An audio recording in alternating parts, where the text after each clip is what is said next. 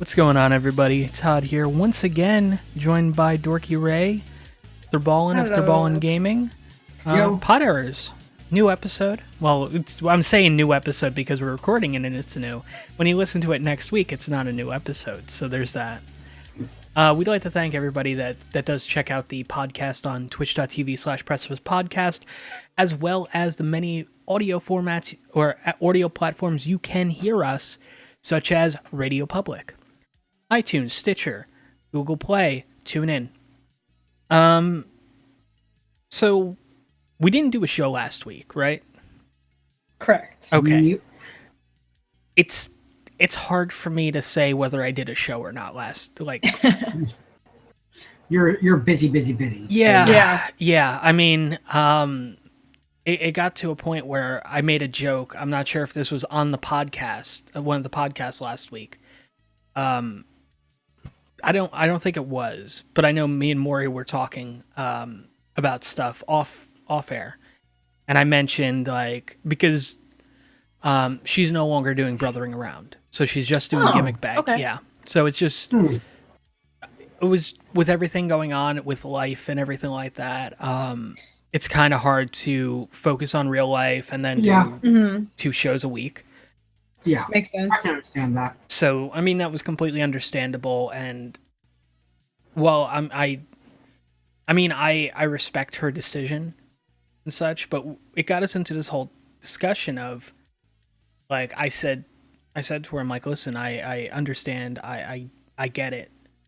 As somebody who, tries to pump out as much content as they can do. The only reason why I can do it is because I have nothing else going on for me. If I had other things, then yeah, I wouldn't be pumping out as much content. That's just the way it is.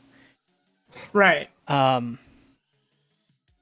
then it came up with an idea of throwing up a t-shirt where it's just I think it was ToddEvf podcast, because because I'm on every podcast on the network, and it's just yeah, it's a thing.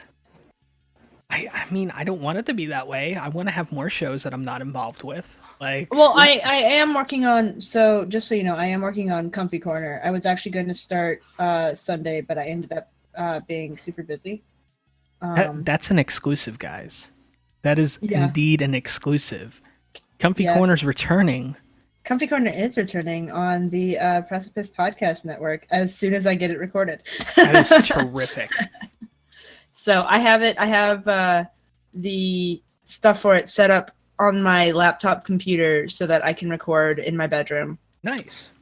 And it's just going to be audio, or are you doing the whole? No, I'm gonna do video. Oh, awesome. I'm gonna do video. So that's very cool. So that'll be on Twitch and everything. So hopefully, I'm not sure when I'm going to be able to start. I'm hoping I might be able to do at least a little bit on Saturday. Okay. I was going to this coming Sunday, but I just got a dog sitting gig. Mm-hmm. And I'm going to be over there from 2 to 5, and there's no way these dogs will let me. These particular dogs, there's no way they will leave me alone. Gotcha.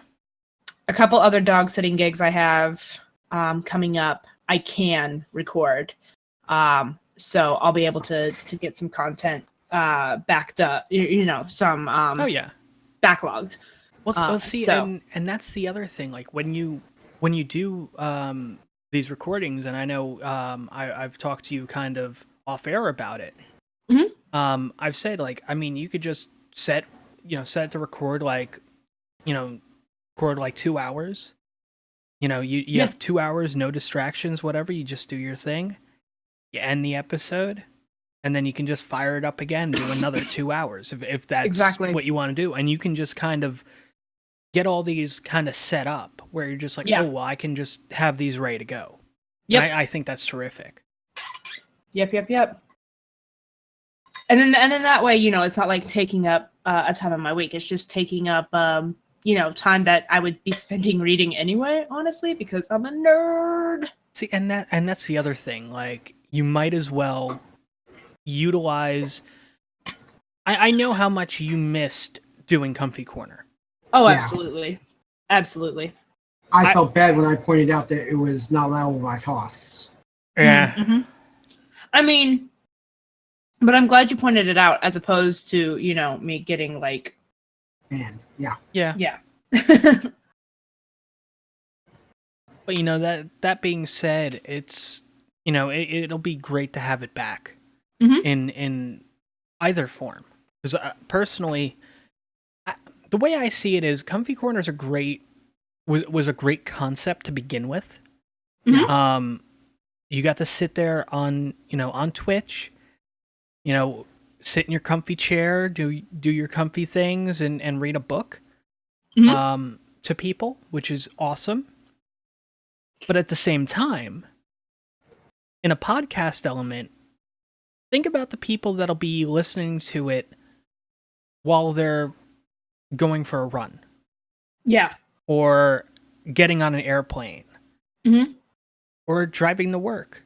Who knows? Oh, yeah. I mean, I just think that having the dual formats for that makes it a lot more accessible. Oh, absolutely. Which is terrific.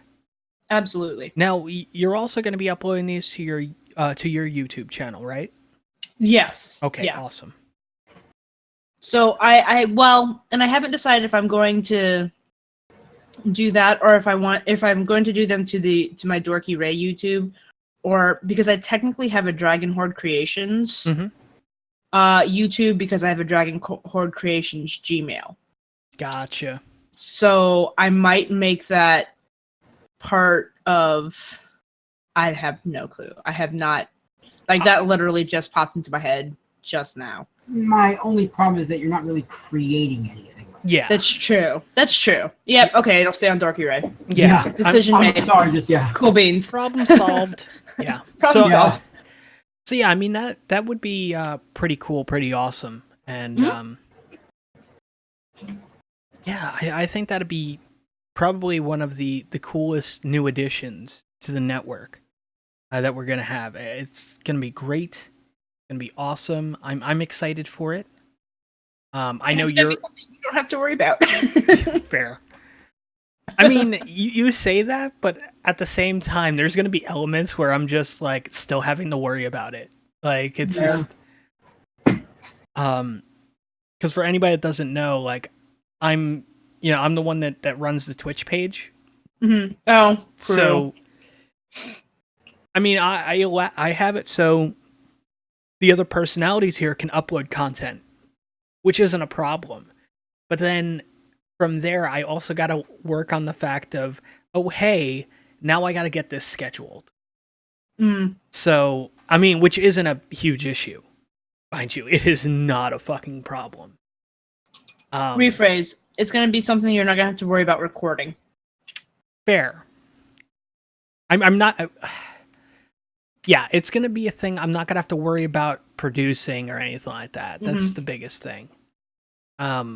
I can just kind of sit back and be like, oh, hey, Ray uploaded an episode. Like, here we go. So, I mean, and what I'll do also is I'll get you, I'll kind of get you set up with hosting and such like that for the audio. Okay. So, I mean, it'll just make it easier for you in that sense, because as opposed to sending it to somebody else to do it, I mean, you could just get it all done yourself. Cool. You just set up like I use Blogger for my for the posts. So I use that, and then I create an RSS feed from that, and use FeedBurner, and then I submit that to when I was looking for platforms, I would submit that to like iTunes and Google Play and TuneIn and Radio Public and stuff like that, and wait for their approval. But all in all, I mean, it was a great time. It's once you get that part of it set, it's just very, very easy. It's just a matter of going like, oh hey, I have this show now, and let me set this. And the other beautiful thing about it is, hypothetically, let's just say you record a whole bunch of episodes in a day. you can get those, the audio ripped. You can get those set up on your on the blog, but then you can also have it so like, well, this episode, I don't want this one to come out until this day. Oh, so like a delayed release. Yes. So it's just like you can have them all ready to go and just kind of set it and forget it like a fucking Ronco oven. Sweet. Yeah, it's terrific. That name drop dough. Showtime Grill. Set it and forget it. So anyway, before we get into a bunch of other stuff, what's everybody been up to this past week in the world of gaming? Right. Me? In the world of gaming, I played a little bit of GTA last night. Nice. That's pretty much it. Did you do your login today? No. Do it. Yes. Okay. It's worth 250,000. Oh, well. Yeah. And then every day thereafter, it's worth 150,000. Yeah. Yeah. So that's a thing. Fair enough. When we record this, the Newswire, the Rockstar Newswire has already come out and all the other stuff. And I mean, we play GTA, so that's a thing we typically do. I've really backed off the game quite a bit, just because I mean it's just everything's now like, oh, I got to do it in a public lobby, and you're just like, I don't want to fucking do this in a public lobby. Like, fuck this. Contact missions are double. Yeah, no, and see, they weren't last week or the week before that. I mean, I think the last time I seriously played was when Lester missions were double. Now Lester, Simeon, oh yeah, no, I know now. Like this, it's something we can do, man. I understand that. Yes. When you say login, do I actually have to go online, or you have to go into GTA? Yeah. All right. I'm doing it as we speak. Nice. Yeah. So the big things with GTA Online right now is they got a bunch of shit on sale. Everything's on sale. Pretty much. Pretty much. Inside, everything must go. So I mean, they have that. The Shintaro, which is the motorcycle I've been looking at, that's on sale. So I'll probably grind for that. Oh, is that the Tron? Yes. Yes. The Shintaro is the Tron bike. It's 30% off right now. Ooh. All the offices, all the bunkers. Ooh. Yeah. I might be playing some. Yeah. You and me, Ray, we're gonna be grinding. We're gonna be grinding hard. I'll help you. But I mean, so yeah, there's that. I got stuff to do this week. Yeah, you have to grind. Oh. But yeah, I mean, so there's that. It got mentioned that like this week, if you log in any day this week, you'll be receiving 250K. And for each additional day you log in, you'll receive an additional 150K. Until Tuesday the 14th. Yeah, until the 14th. So, yeah, that's pretty nice. It's over $1 million if you manage to do it every day. Yeah. I mean, I logged in for I think 15 minutes. I let myself go idle, and it booted me into another session. And I'm like, all right, no big deal. I logged in. Problem solved. Fucked around with some menus. My various accounts. So yeah. I'll say I can just wait till I spawn in and then I can just leave, right? That counts as logged in. Yep. Yes. Cool. But yeah, so I mean, there's that, and that's a big thing. And of course, contact missions are double. There was a couple other things that were double. Stunt races were one of them, I think. Let me go with the handy Special dandy vehicle circuit. Special vehicle circuit, special vehicle races, and stunt races, and all contact missions. That's a pretty big deal, because contact missions rarely go double. And even that is usually limited to one specific contact. Yes. So I mean, you get stuck with like Mandrazo's fucking contact missions, which they're not bad. Or Simeon. And then you have Simeon, and it's just like, which need to be double all the time to be worth it. Yeah, fair enough. Yeah, so I mean, what is it? 2 new vehicles, the Overflawed Tyrant and the Vapid Dominator GTX. With over 23 different customization options on the Dominator. Yeah, I just saved you from fucking clicking on somebody's clickbait video. You're welcome. Should I bitch and complain about it too? No. I mean, it's not even viable in races because it's a fucking Dominator. Because it's not even viable on the road. Yes, fair. That is very fair. Yeah, offices, clubhouses, yachts. You can get yourself a nice yacht. And yachts and their modifications. And their modifications are 50% off. That's pretty cool. Bunkers and hangars are 40% off. Facilities are 30% off. So, I mean, there's a bit of a scale there. MOCs, Armor Kurumas, Heavy Barrage, BF Dune FAV, Bravada Half Track. Oh, and Ballin's favorite, the BF Ramp Buggy, are 30% off. That is so not worth the money. It would be if it could stand up to abuse. You know, like cars bouncing off of it. Yeah. Because it should be able to. But, yeah. Yeah, and then we got the Shitaro, the Ardent, the Taipan, the Pariah, the Tempestra, Cheetah, Stronger, Z-Type are 30% off.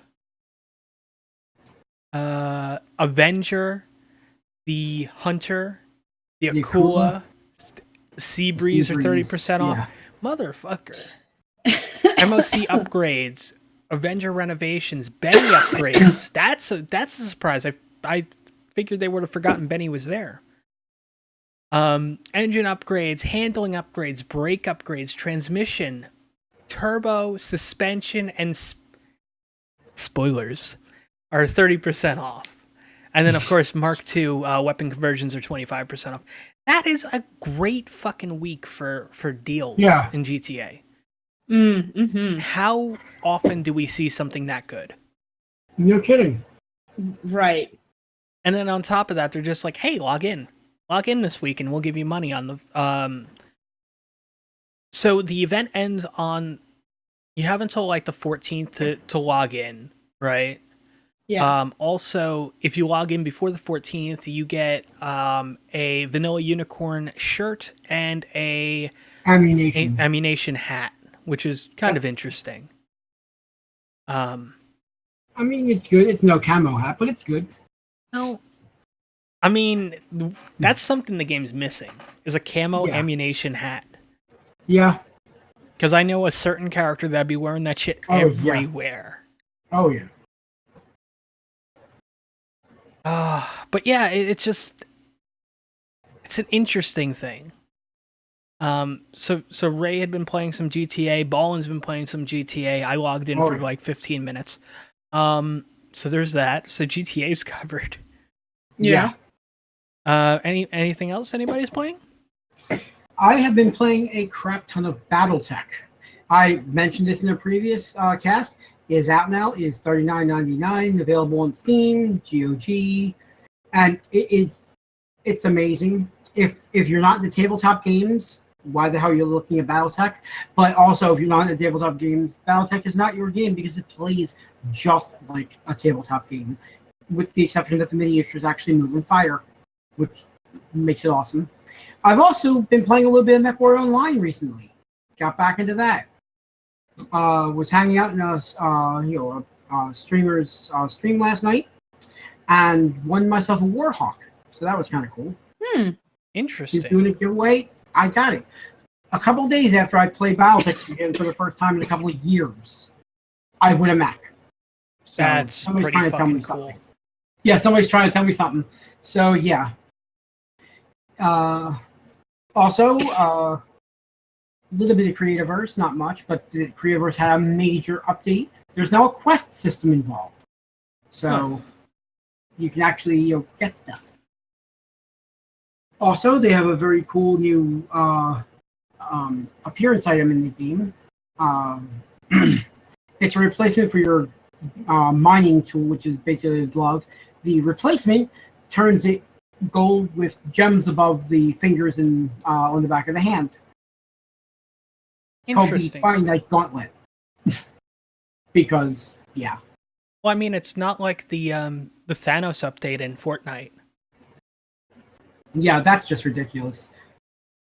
What can anybody reasonably hope to do against them if they were going to make it? If not, why the hell even look like them? Yeah. So the thing is, like, in Fortnite, what'll happen? Fortnite Battle Royale, when you drop in, there's an Infinity Gauntlet somewhere on the map. If you find it and pick it up, you become Thanos. Oh crap! Yes, that's how that works. Okay. Yeah, so it's not like a PvE monster. No. One of the players gets to be Thanos. So they get an I win button. Got it. It's almost. You can take him down. But I mean, it's like any other game where they do a special character, like a special like it's like if you were playing Left 4 Dead and somebody spawns as a tank.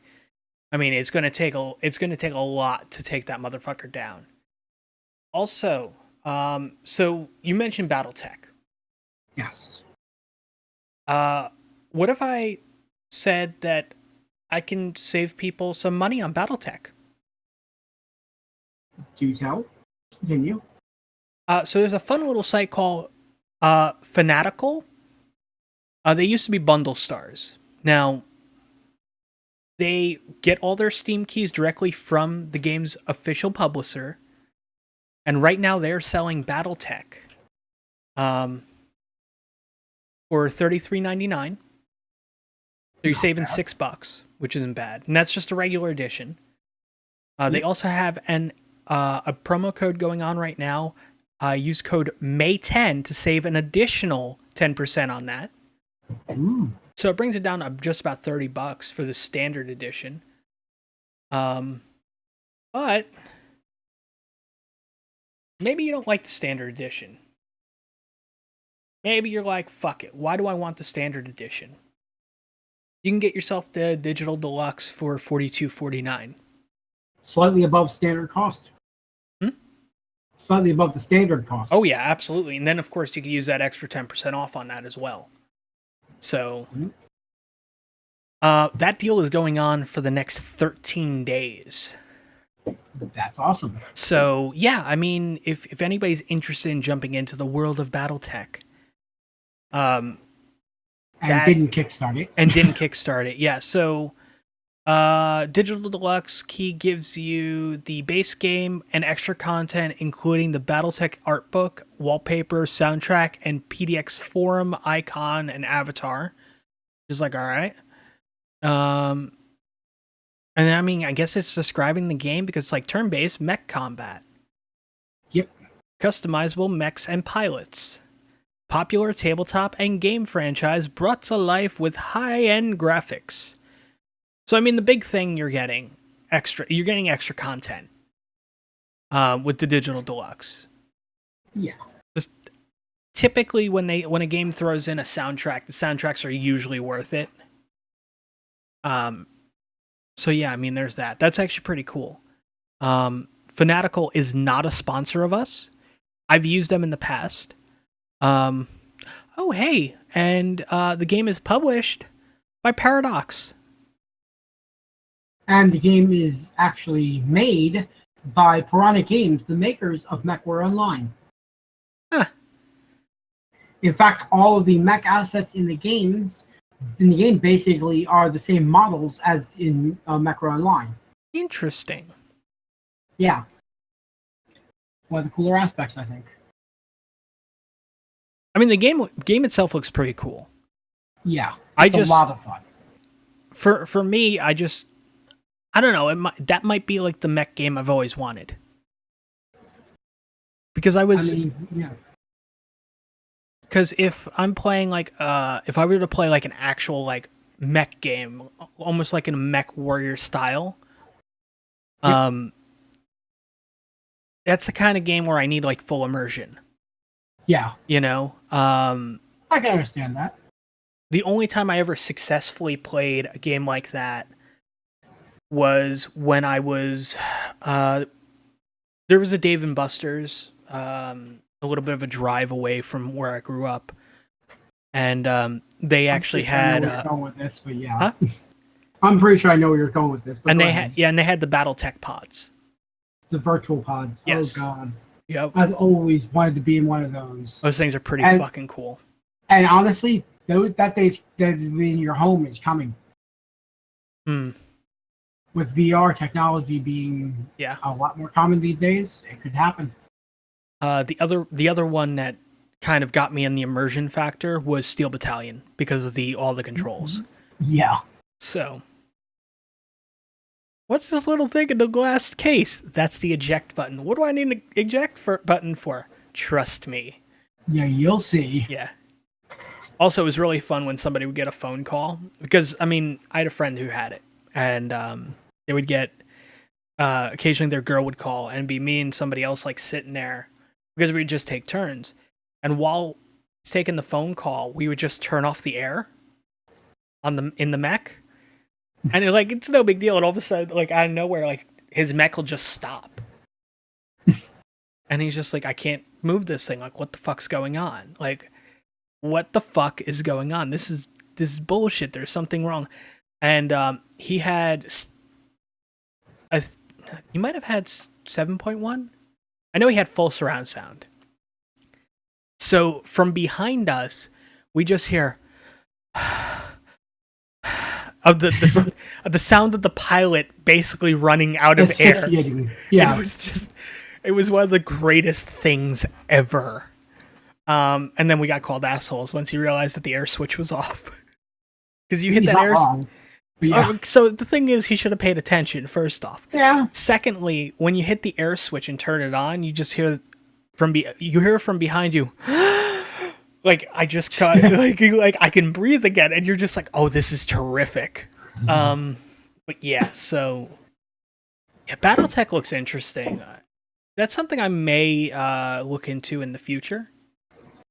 But yeah, like right now, it's just not something I could do. I can understand that. It does require time investment. For those of you out there who might be thinking about it, keep in mind missions generally take somewhere around a half hour to complete. Yeah. It's a time investment. But being that it's turn-based and you can save anywhere in the mission, you can leave right in the middle of the mission if you need to do something. So, give and take. Yeah. And I mean, that's actually really cool and very awesome. I'm actually really liking Fanatical a lot. Like, for the next,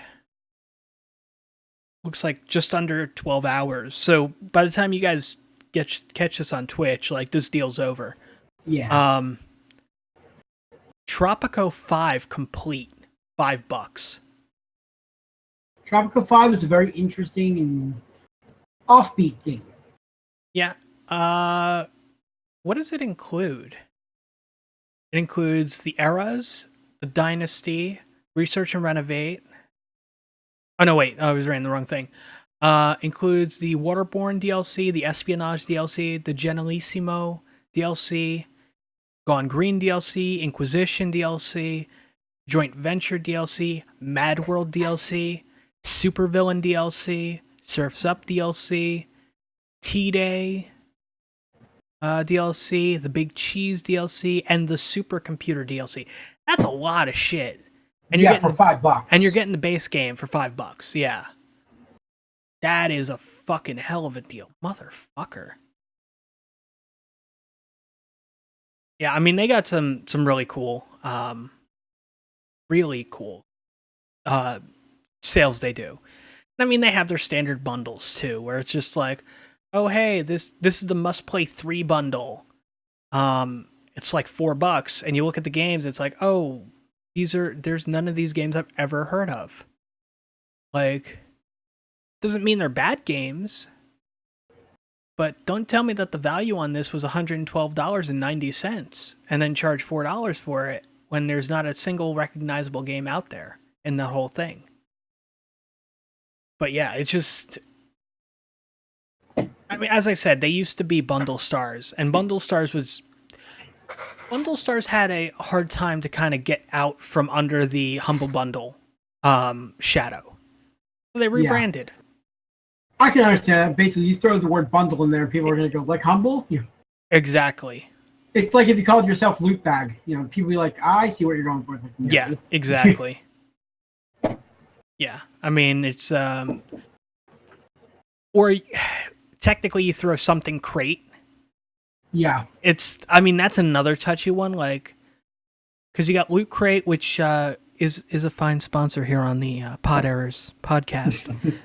But then you also have other ones, like there's Nerd Crate and Geek Box, and I was kind of avoiding the crate word for that reason. Yeah. That's why I went with Loot Bag. You know, let's focus on the other word. But yeah. Yeah, no, even crate, it's just like, yeah. Yeah, it's just one of those things. I'd go with Supply Crate because I'm that kind of an asshole. Pillars of Eternity 2 released, which is interesting. I know there was people that were really looking forward to that. Ooh. So, Bolin, do you like Marvel? I know you like Marvel games. Do you like Lego games? I'm not really crazy about the Lego games because pretty much the controls, they were very much geared toward the consoles. And yeah, at the time I first started playing them, I didn't have a controller. And even though I do now, and I still have Lego Avengers, I think, on my system, I just haven't gone back to it because first impressions kind of suck sometimes. They're hard to get over. Because what is it right now? Lego Marvel Superheroes 2 Deluxe Edition is like $14 on not bad if you're into it. Yeah, I mean, if this is, as I said, like I really like what Bundle Stars, I mean Fanatical, does. Because I mean, it's just some of these deals you're just like, I mean, paying $5 for Mad Max, all right, I guess. But then you look at other things where it's just like, oh, I can pick up this game. I'll take Tabletop Simulator, right? Yep. It's one of those games. We know people that have it. I think we all have it. And the 4-pack right now on Fanatical is $29.99. 4 copies of the game. That is not a bad deal. So, but yeah, as I said, they got bundles. They have their deals, and they have the limited deals, the star deals as they call them, and that was that Tropico, which tomorrow there'll be a new star deal, which I'm excited about. I always like seeing what they do. Yeah, it's one of the reasons I actually like being a Humble subscriber as it comes around each month, seeing what the next month's going to bring. Yeah. This month actually wasn't bad for Humble. Next month, interesting. I know. I looked at like $12. Well, I guess I'm going to have to try it. Destiny 2? Yep. I'm going to hate myself. So, I'm just going to give you the heads up right now. You're just getting the base game. Okay. Which, because you're just getting the base game and they just released their second DLC, you'll be completely locked out of higher level activities. You won't be able to. How worth it will it be? Is my question. How worth it will Destiny 2 be? Yeah, without the extra content. Not very much. Okay, good to know. I mean, it's one of those things where the game itself, and I only say this because I got burned really bad by Destiny 1. I ended up shelling out, I think, like over $130, $120 for Destiny 1. Because I needed the expansions. Because once an expansion came out, you could no longer do the Nightfall, which was one of your ways of getting super rare, what they call exotic weapons. You couldn't do the weekly strikes because, those are all based on the new DLC. There's not like a secondary, like, for you guys that don't have this, they want everybody to have that. So what you're telling me is that the game essentially closes down previous content. Yep. Okay, I will not be bothering with it then. Thank you very much for that warning. Yeah, you could still play, like, you could still go and do strikes, for example, but you're only limited to the strikes that nobody's playing because everybody's playing the new strikes. And it's like co-op required kind of thing? Yeah, I mean, it requires 3 people to do. I mean, you could do it with 2 in a pinch, but I mean, it's meant to be a 3-person job. I gotcha. That's good to know. And all those people that shelled out, because I know people that bought the game and got the expansion pass and paid $100 for the whole gimmick, you know. Mm-hmm. And when the new expansion comes out, or actually when Destiny 2 Year 2 starts, they're going to have to buy another $40 add-on to continue to play the game because that's what they did last time. And when they did that last time, they said, hey, you could pay $40 for this add-on, or you could pay $60. You get the game, the 2 previous add-ons, and this one included.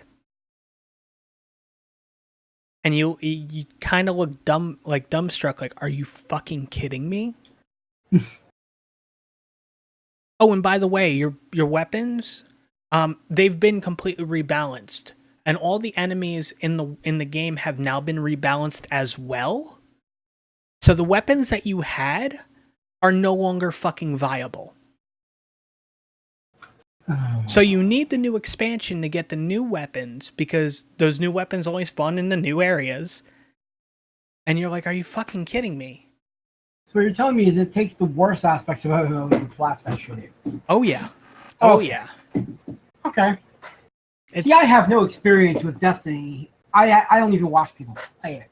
So I was not aware of all this. I will say, like, if for example you were to get the complete gimmick, then that's one thing, and that's absolutely fine.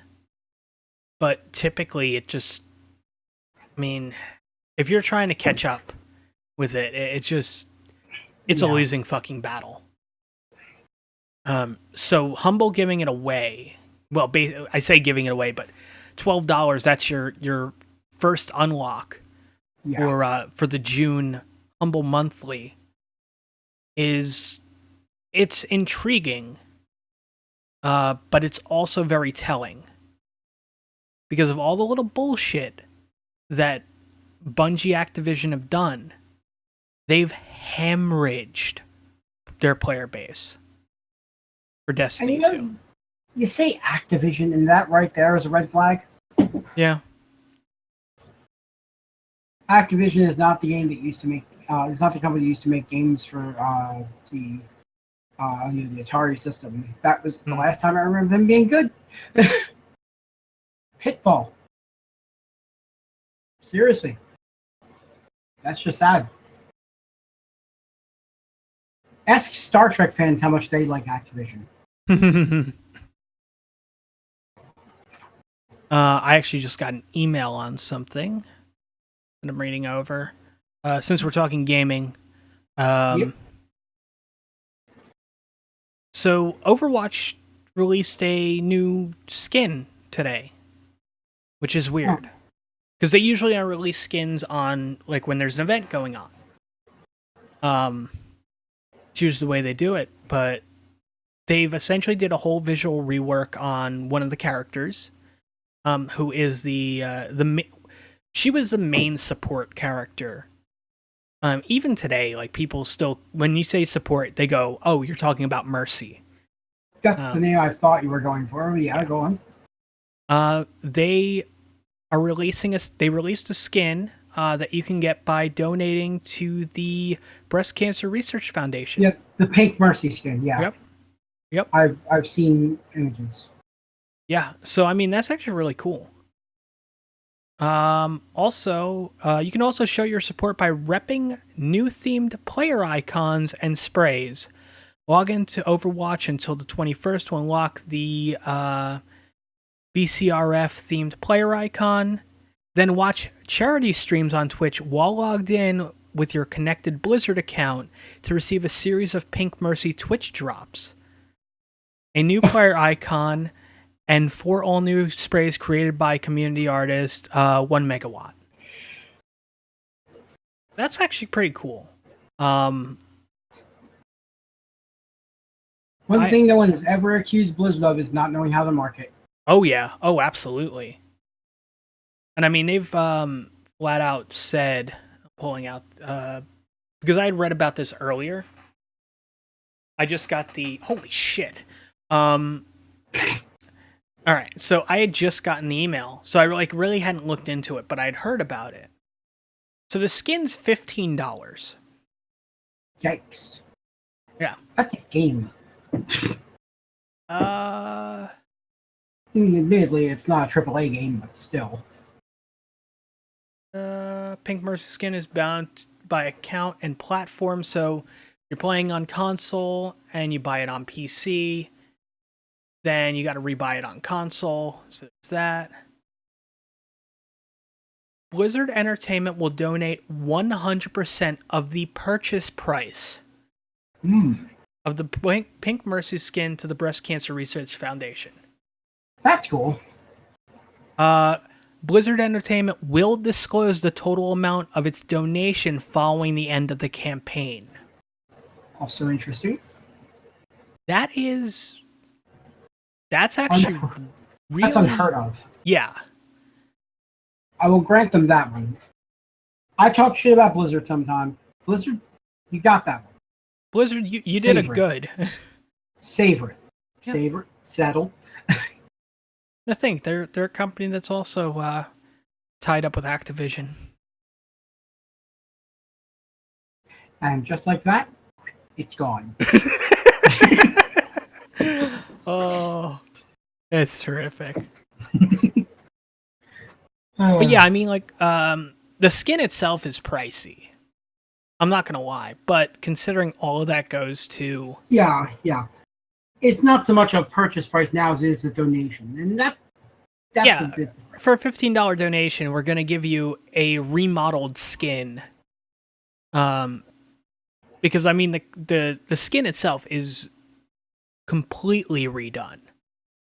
It's not even like, oh, we just did a palette swap.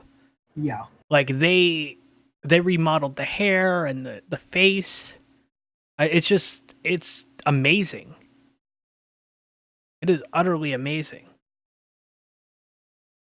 Actually very shocked and pleased about what they did. And good on you, Blizzard. Good on you.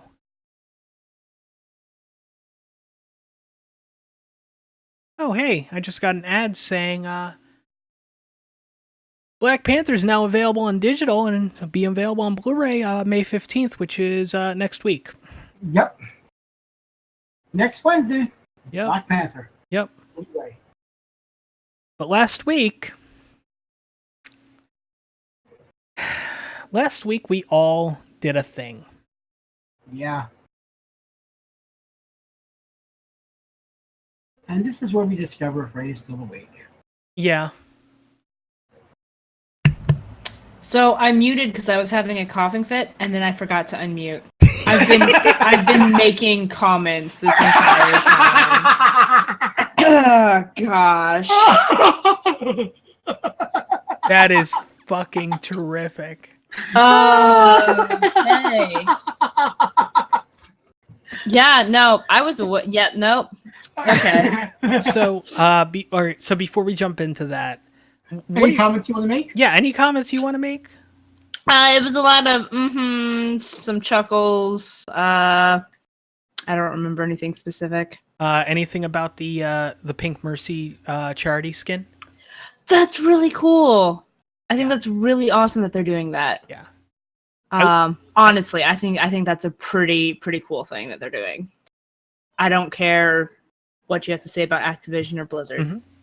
I think that's pretty awesome. I mean, I'll be honest with you. I thought you checked out about the time I started talking about BattleTech. So, yeah. I mean, there was a little bit of that, but no, I had a really bad coughing fit, so I muted myself, and then I could have sworn I hit the mute button again, but I didn't have a whole lot to say, so like I didn't actually say anything that was worth responding to. Yeah, it was just like basically just that and some chuckles, and so I was just letting you guys converse. Yeah. And didn't realize that I did not actually unmute. That's beautiful. Yeah. So I just want to throw this in with talking about that's really cool that Blizzard Activision's doing that. Mm-hmm. Usually when a game studio does a charity thing, they word it very specifically. A portion of the proceeds. Well, they go portion. They go, usually they'll either say a portion of the proceeds or the profits will go to. Yeah. And you're like, motherfucker, it's a digital product. How much profits are you making on it? Because you don't have to worry about manufacturing costs, motherfucker. Right. So, I mean, there's that. But the fact that Blizzard is just like the purchase price, the full purchase price. Yeah, that full $15. Because I was like, oh man, $15 for steep. Skin. But the fact that then you hear it's charity, and you're like, all right. Yeah, the fact that entire $15 is going to, to be donated to the, and it's like, all right, now I'm cool with it. Yeah. It's just like you have to donate $15 in order to get that. And I'm like, okay, now I'm cool with it. Yeah, see, and that's the biggest thing. Like if somebody, how do I put this the best?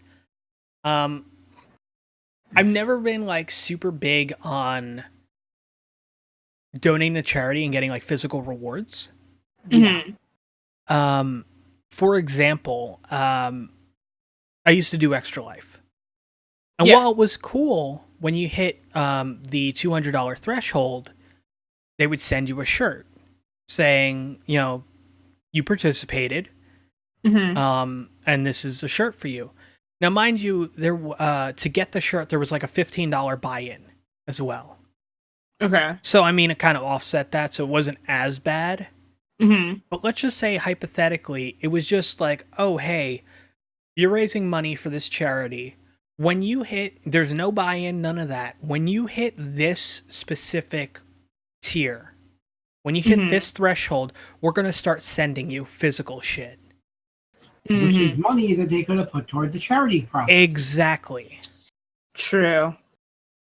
And I mean, technically, Extra Life kind of does that with the whole medals thing. Uh-huh. Like you hit the only thing that I'll say about that is that if you're raising that much money and they're like the shirt, I can understand the shirt because then the shirt is then promoting the Extra Life, which is, prompting more possibility of more donation. Which I completely understand. But then they got the fucking medals. Yeah, that's kind of. Which okay, yeah, you get a medal because you you can get like what is it, the silver, bronze, and I think a platinum medal. Or no, was it or was it bronze, silver, and gold?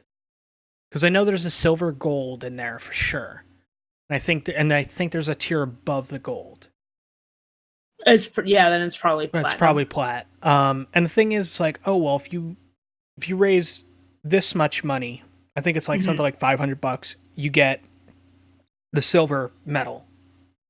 You raise $1,000, you get the gold medal, and if you raise, I don't know, I think it's like 2,500 or something like that, you get this third one, and you're like, wait a second, you're going to.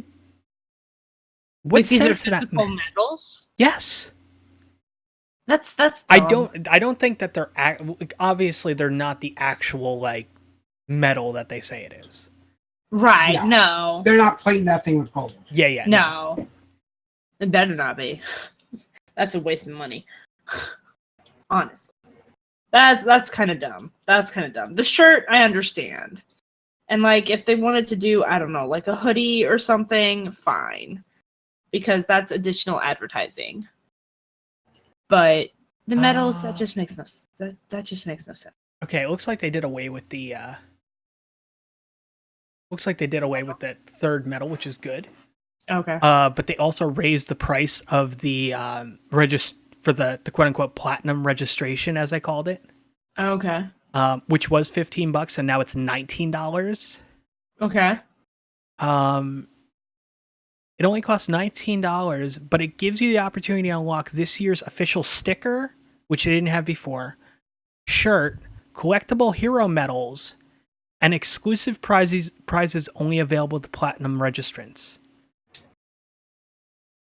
I don't like that. I don't like that. Nope.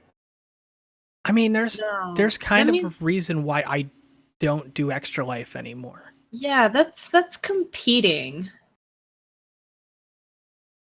Which, I mean, yeah, there are people that like compete for charity. I mean, there's charity runs and stuff, which is technically competing for charity, I guess. But still, like, I don't know. That's just kind of that's kind of weird. Yeah, it's just And I've done stuff like, so Rooster Teeth, and they probably still do. I haven't been up on their, haven't been super up to date on their stuff. They used to do like an Extra Life fundraiser type thing, and raise a buttload of money. Holy crap! And they would do like a poster or whatever, where you could get their special, it was only available during the Extra Life stream, and proceeds or whatever from that would go towards the Extra Life. Because those, I mean, those were physical posters. They had to, pay to have them printed and shipped. Well, see, and that's the thing. There's a manufacturing cost to that. Yeah. And I understand that. And I do have a couple of those. I did get myself a couple of those because they were cool posters. I was super obsessed with Rooster Teeth at the time. And, the profits from it went to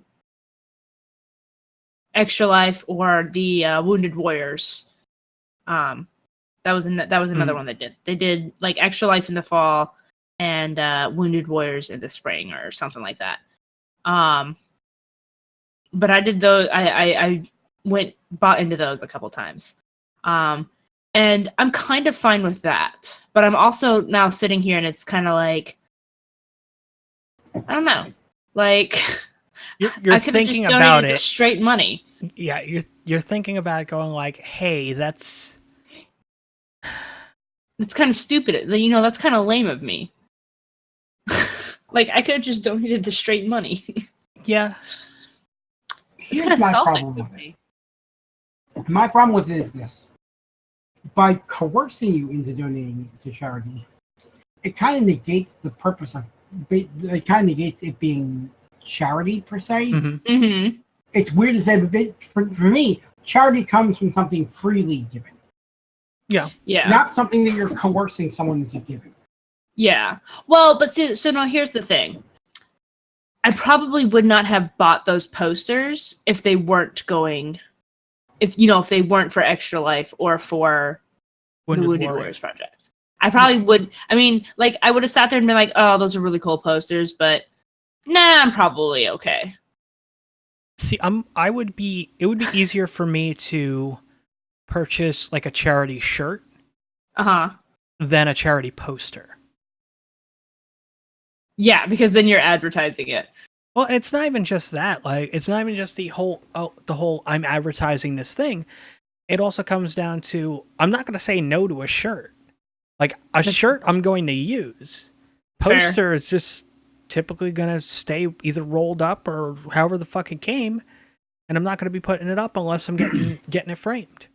And I highly doubt I'll be getting one of those framed. See, now I love putting posters up on my walls. I'm like a high schooler that way. Or something. I don't know. Okay, in several ways. Yeah. But yeah, I mean, because what is it? Many ways except for age. Was it? And going to school. I want to say it was, the end of 2016. I tried doing a charity shirt thing for Trevor Project. And it didn't take off. And the beauty of it was nothing got collected until we hit the minimum print on it. So there was that. And I mean, we didn't end up hitting it.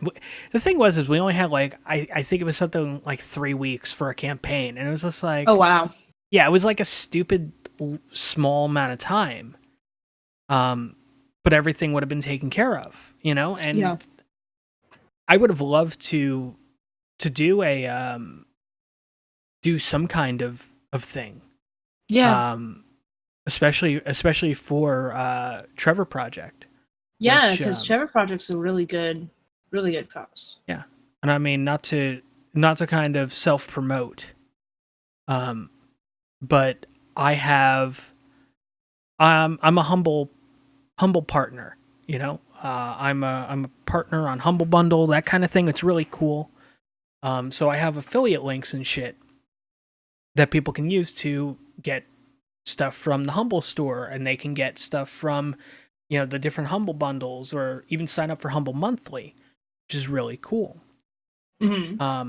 But when they use my link, the charity, from my understanding, the charity, instead of being like the set one, especially with the store stuff, like it'll set the charity as Trevor Project.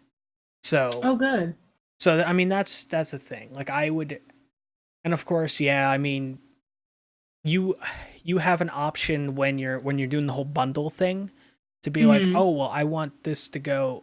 This is how I want the money to be split. Right. And I think as a Humble partner, like, you're actually part of that now, where people can buy this stuff and be like, I want the money to go right to this motherfucker here. And you're like, what? Why? But charity dough, So yeah. Oh, that's awesome though. Yeah, I mean, it's a cool little thing. It was something I was thinking about doing for the podcast network, but then I was like, I don't think that's something that would work. As a thing, because it took me forever to get fucking myself set up for that, as opposed to dealing with let me go and figure out with how this is going to work with the podcast network, because we got the audio portion, we got the Twitch/YouTube version, and so on and so forth. Fuck it. So but yeah, I mean, I would love to do some kind of charity thing for, and there's a few foundations and charities that I do support. Like I still to this day, I really support Child's Play. I love the message that they have, and yes. So I mean, that's a big thing for me. When I do a purchase on Amazon, I use smile.amazon.com, and I have it set up so a portion of my purchase price goes as a donation to Child's Play. Okay. So I mean, there's that, and whenever I do, I used to do that on Humble too. where Child's Play was the charity I would use, but then, crisis intervention and suicide prevention for LGBTQ teens. I mean, that's a pretty big one. To be like, all right, well, you know what, Child's Play, you're getting Amazon. Humble money's going to these people here. Yeah. Yep.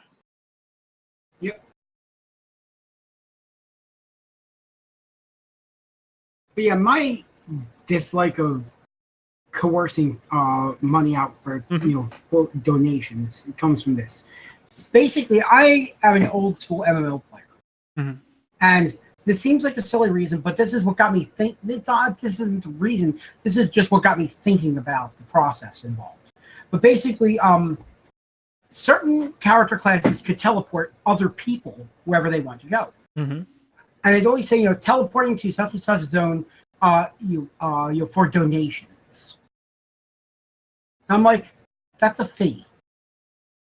Yeah, that's not a donation. Especially because they usually have their own price set in mind. So for a predetermined amount of money, you will provide this service. That's called a fee.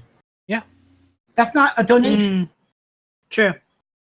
And that's what got me thinking. My problem with that is donations are something that's freely given to a cause, as opposed to, something coerced out of you by the person organizing that cause. Yeah, that's fair. Yeah, that definitely makes sense. Yeah, that's where it all came from. So yeah. Yeah, no, that's absolutely fair. I know. Even if you, and I think it might be the same case on all of us. But with our own personal streams. If somebody were to give you money, what are they giving you? Are they giving you a donation, or are they giving you a tip? Or a gift. Yeah. Yeah. But it's definitely not a donation, because it's like, donate to what? I know charity begins at home, but that's not what they mean. I absolutely hate it when people talk about like, oh, thanks for donating. Like, donating to what? So you can. Yeah. I mean, what? I mean, I used to call it donations, just because that's the way. Yeah. The way that I had heard it. Yeah, I was just like, oh, everybody calls it a donation. I'll just call it a donation too. Yeah.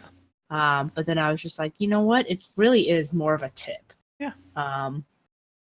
So. I mean, as a Twitch personality, any income we make is based entirely on tips. Yeah. Yep. Whether those are tips through our own things, like Streamlabs, for example, or through bits, which remind me of the little currencies that you use on some adult webcam sites. Okay then. Great, thanks. It's one of those things. Like, most of those sites don't allow you to use like actual money. You have to buy the currency that you use through the service to use on those things, much like Twitch does with bits. See, I've been preferring to just think of it like going to an arcade and they give you tokens instead of money. Well, I mean, yeah, you know what? I was cool with that visualization too. But I will say a large number of streamers these days say, thanks for the biddy drop, for example. And yeah. Great. I still love the thanks for rubbing your bits all up in the stream. That's my favorite. That's wonderful.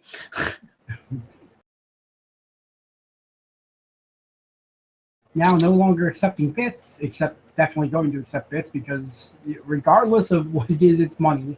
Yeah, I mean, honestly. Yeah.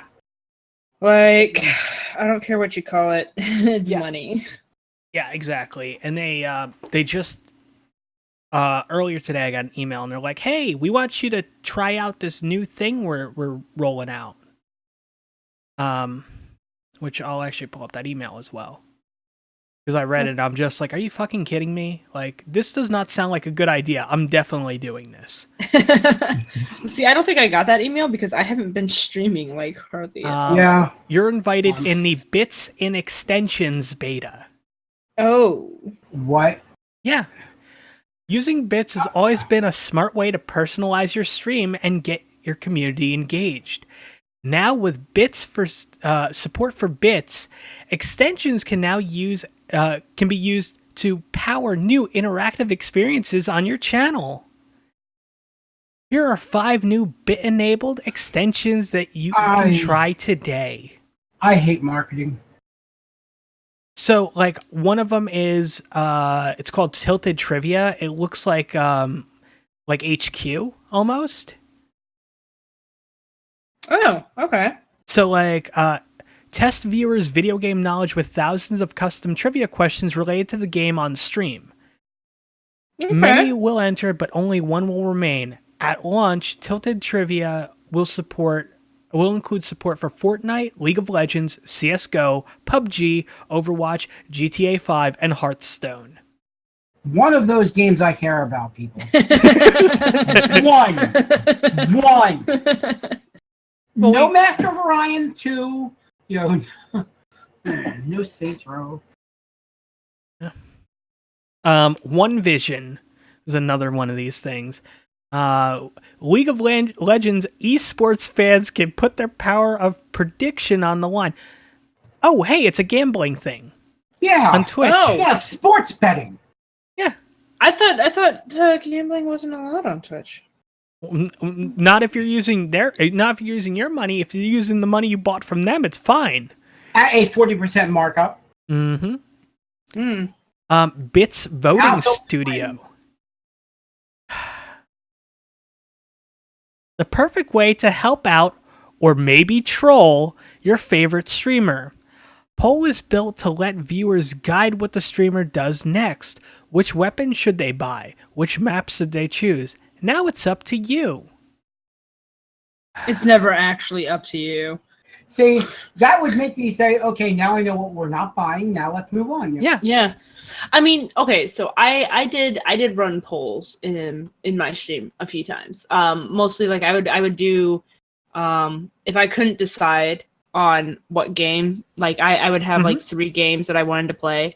I would run a poll and see, like what people out of the 3 games that I was debating between, which one the people that were watching wanted to see. And this was when, I was averaging a decent amount of people in my stream at a time.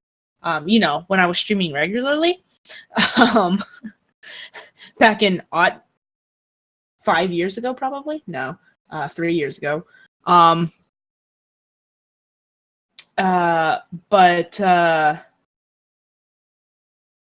I would do polls and let people vote and decide things, but usually if I didn't end up liking that decision, I'd be like, never mind. Yeah, there's a lot of times make them buy into it. That's what it's making them do. Yeah, that is exactly what it's making them do. And I mean, that's kind of bullshit.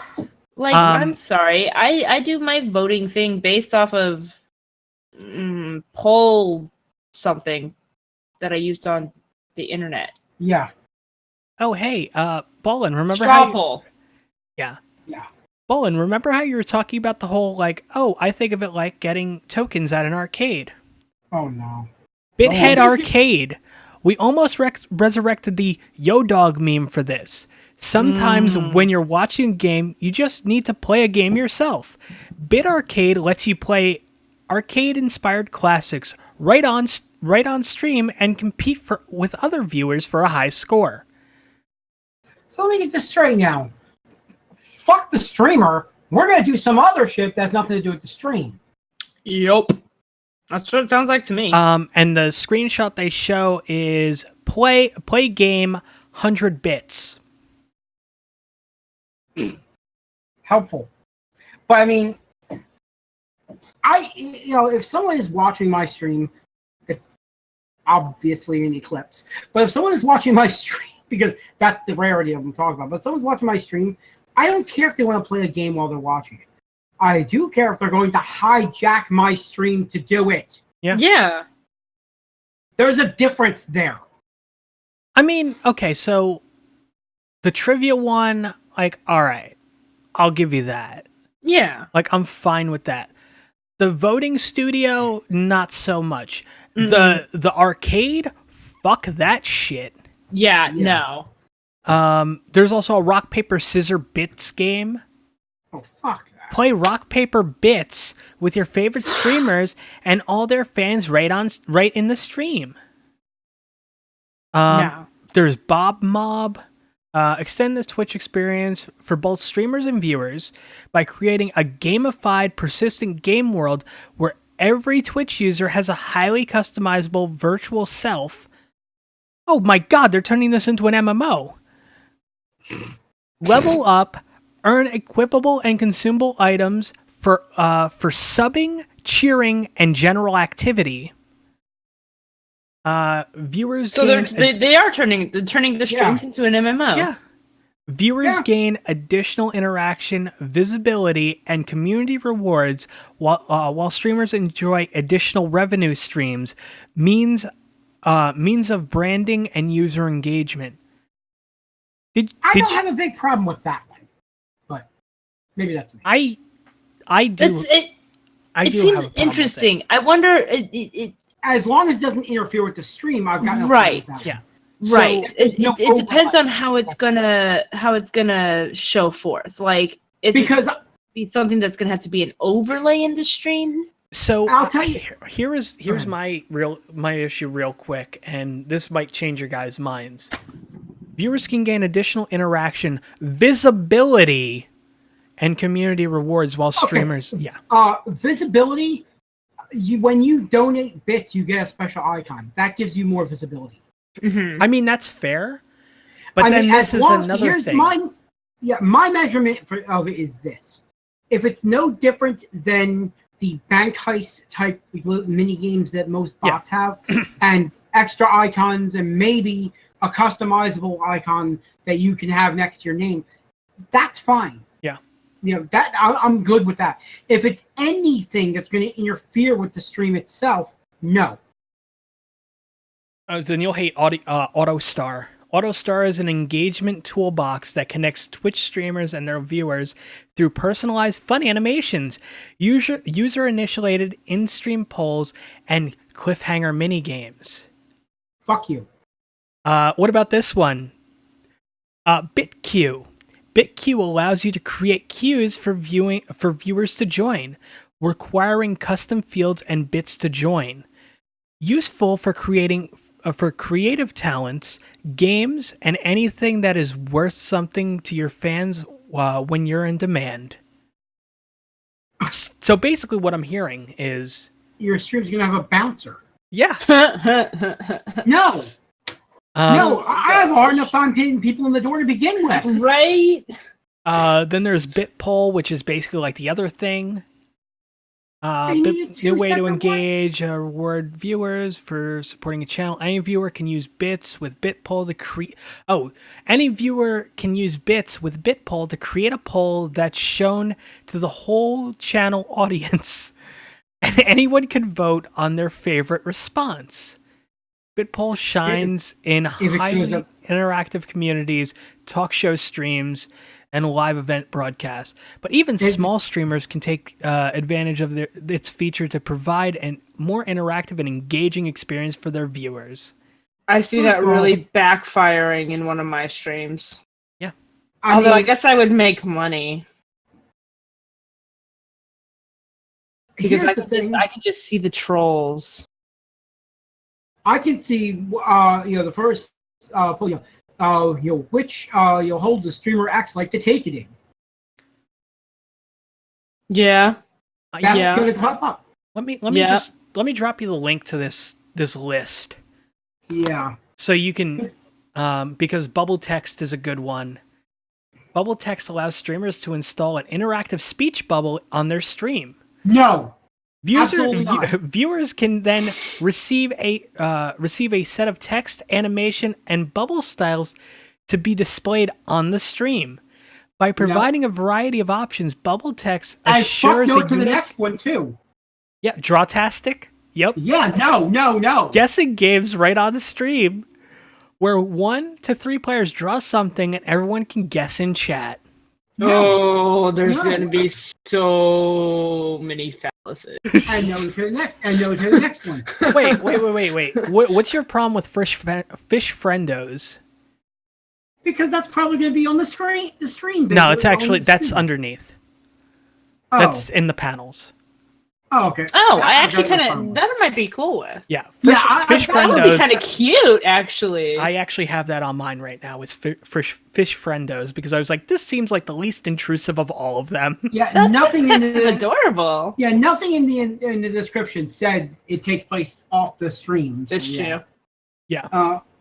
Yeah, you don't find like that that out one. until you go to set it up, and it's just like, oh hey, this is an overlay, and you're like, no, no.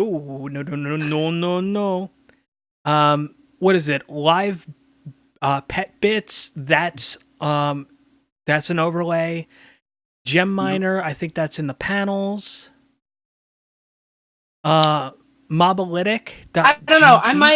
I might do a live pet bits. Live pet bits is kind of bullshit. Like I looked into that because it's just like, basically the whole chat has to kind of evolve an emote into another emote. Yeah, it's not even like, oh hey, we have like a hamster together. It's not like I couldn't make a cute little dragon. Nope. No, and I'd be the one who does as much as they could to get it to be a mini kappa. Yeah, I mean, it starts as the shitty little, Oh, you don't even get to pick what emote it is? No. Nope. It Well, starts that's as the just shitty dumb. little smiley face. That's just Fuck I'm reactions. Yep. Mosaic is another interesting one. Powered up animations. Enable viewers to exchange bits and choose from a range of gaming and wider nerd culture inspired animations, including side-scrolling Mario, Nyan Cat Rainbow, Star Wars credits, and more. And that's an overlay. Fuck that. Again, anything that's an overlay can go to hell. Splat. Either one of the panels or in the text field. That's it. Your chat field. That's it. Splat. Why would I use Pretzel Rocks when I have Spotify and YouTube? Yeah. Go away. It's a way for it's a way to turn your stream into a jukebox. Like a legitimate jukebox. I will say this though. At least I guess it would keep keep me from requesting Giddy Up. But other than that, it says stream safe. So I would assume that any song you choose off of there would not get your VOD muted. Mm-hmm. That I can actually see being useful. That's true. But the question is there actual music that you want to listen to? To be fair, that's the question whenever you open up song request. This is also true. I mean, arguably, I roll with them like 90% of the time. So, and if it doesn't bother me one bit. But what I'm saying is, it's like, you say expansive stream safe catalog. What exactly is an expansive stream safe catalog? I'm assuming the Twitch Music Library. Yeah. Which 90% of it's kind of dog shit. Yeah, true. But I will say for a while I rocked with only that stuff. Yeah. For quite a long while. I mean, I did that when I started with doing the countdown. I was using Twitch approved music, and I just fucking know. Oh gosh, I already have enough issue with sound alerts. Oh no. God, no. Oh, what was that one? Sound alerts make streamers more interactive by letting viewers react with various sound alerts they can trigger with bits. I mean, I have enough issue with the ones that I have programmed into my bot. The ones, like making me scream. What the hell's the difference between Splat and Tomatoes Pro? Tomatoes Pro is probably just like tomatoes. I mean, the picture for Splat is of a tomato. I mean, that's a fair point. Oh, I thought it was a strawberry, though. Not gonna lie. Okay, so Splat, it just says throw virtual objects. Yeah, seriously, man, who throws a strawberry? Causing a snowball effect as more viewers choose to join in on the barrage. No. If you want to make... Okay, let me just say this. Twitch, if you really want to make people hate the very idea of opening up their own stream again the next day for fear of what's going to happen, this is the kind of shit you want to put in. Yeah. Because I guess they are the ones that are choosing to install it, so they have to like kind of hate themselves already. So the thing is as I said, it's in beta. At the bottom of the email is, throughout the beta, if you have any thoughts about how to improve bits and extensions, let us know. Your feedback about this update and anything else extension related is always welcome. Listen, Twitch, we need to have a discussion. Yeah. You don't want to hear my thoughts on this, Twitch. Twitch, we need to have a discussion. I'm sitting up straight. I have viewers right now that can't even watch my streams because of about 2,000, huh? About 2,000 of them, huh? Because of either the 2000 network error or the 3000 video encoder or decoder error, which is all on your end. How about we make the shit work that's currently in there before we go add new shit? So was it last night or it was actually it might have been last night. Sunea was trying to stream, right? Mm-hmm. And what ended up happening was nobody could watch the stream because it was a 2000 network error. That explains the title of the stream that she's currently using. Yeah, fair enough. I mean, I used a title like that last night when I did my stream, and I played We Eat Blood and All My Friends Are Dead, which was that visual novel Vampire the Masquerade thing. But yeah, so Twitch doesn't want to acknowledge that there's an issue. Now, here's what it came down to. It wasn't just her stream doing it. There were other streams that were also doing it. So I started messing around with things. And what I found that worked was it wasn't working through Chrome. It wasn't working through Microsoft Edge. It wasn't working through this browser. It wasn't working through that browser. It wasn't working through this other browser. But it was surprisingly working through the Twitch desktop app. Yeah. Huh. Which makes it clear that what they're trying to do is make it so you have to watch the app. Alternatively, I went back to Chrome and I go, wait a second, I have BTTV installed. So I went to my advanced settings through BTTV and I turned off HTML5. Uh-huh. And it worked. Oh.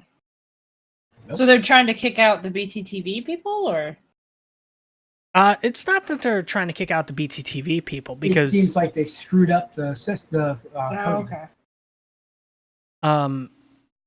So I mean, right now, like when I watch Twitch through Chrome, I'm running the old format, which is the because you got to remember that Twitch just rolled out the other beta, which I'm also a part of, which is the low latency, the 2-second latency beta.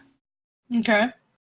So that's a video thing, but people were having issues before people were having issues like this in March,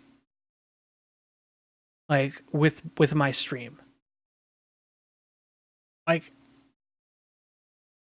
I say half of the people, but I mean, there's a good bit of people that I've heard from that say, I can't, I want to hang out, but I'm tired of having to refresh the stream. I mean, the most patient of us, of my community, New Wave, she can't even join in. Oh man. And that sucks. Yeah. Like, what the fuck? Twitch, fix your shit. Yeah. Especially don't go introducing new things that are going to complicate the streaming process. Yeah. Mm-hmm. Twitch, please. From the bottom of my heart, fix your shit. Get it to work.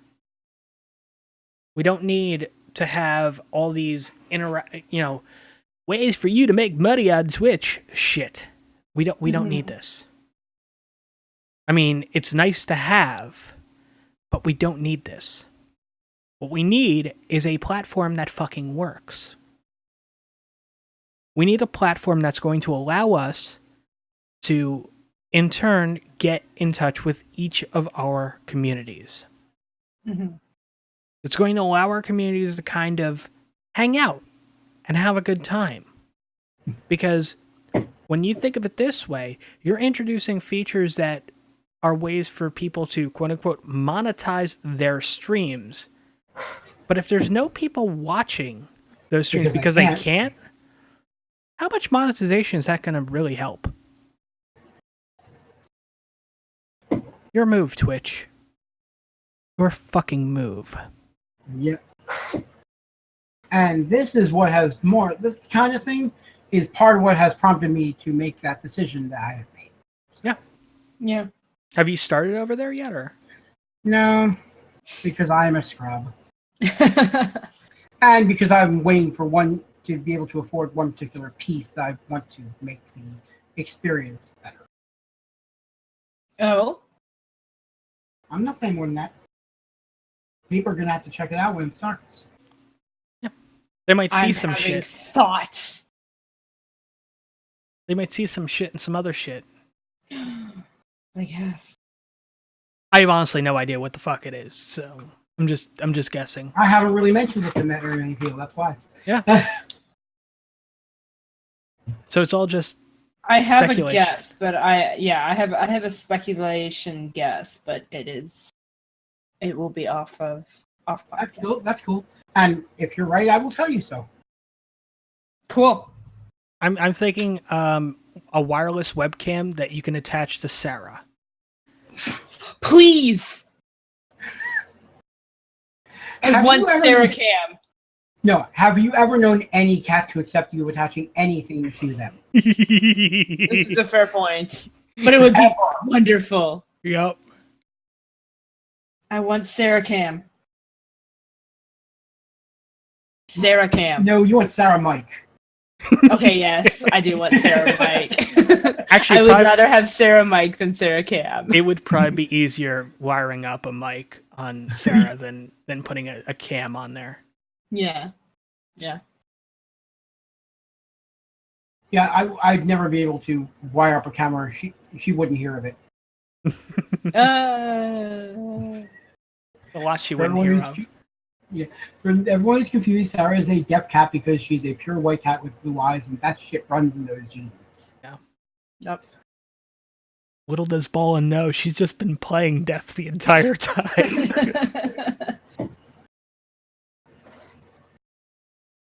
No, trust me, she could hear shit like, Amber coming up on her, and she would be moving away.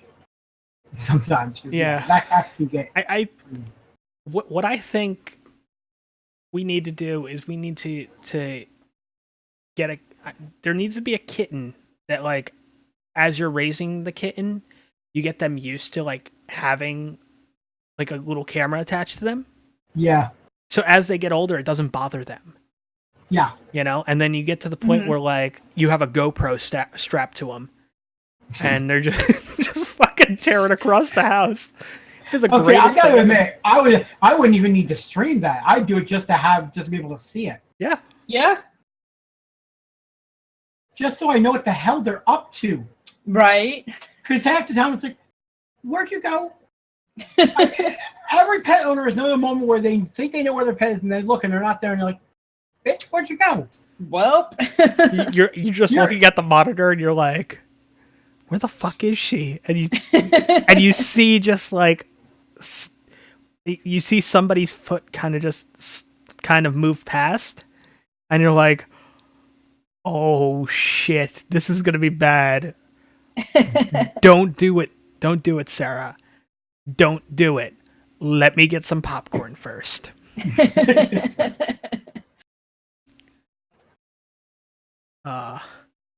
That's one thing cats love to do, though, is they like to hide under things.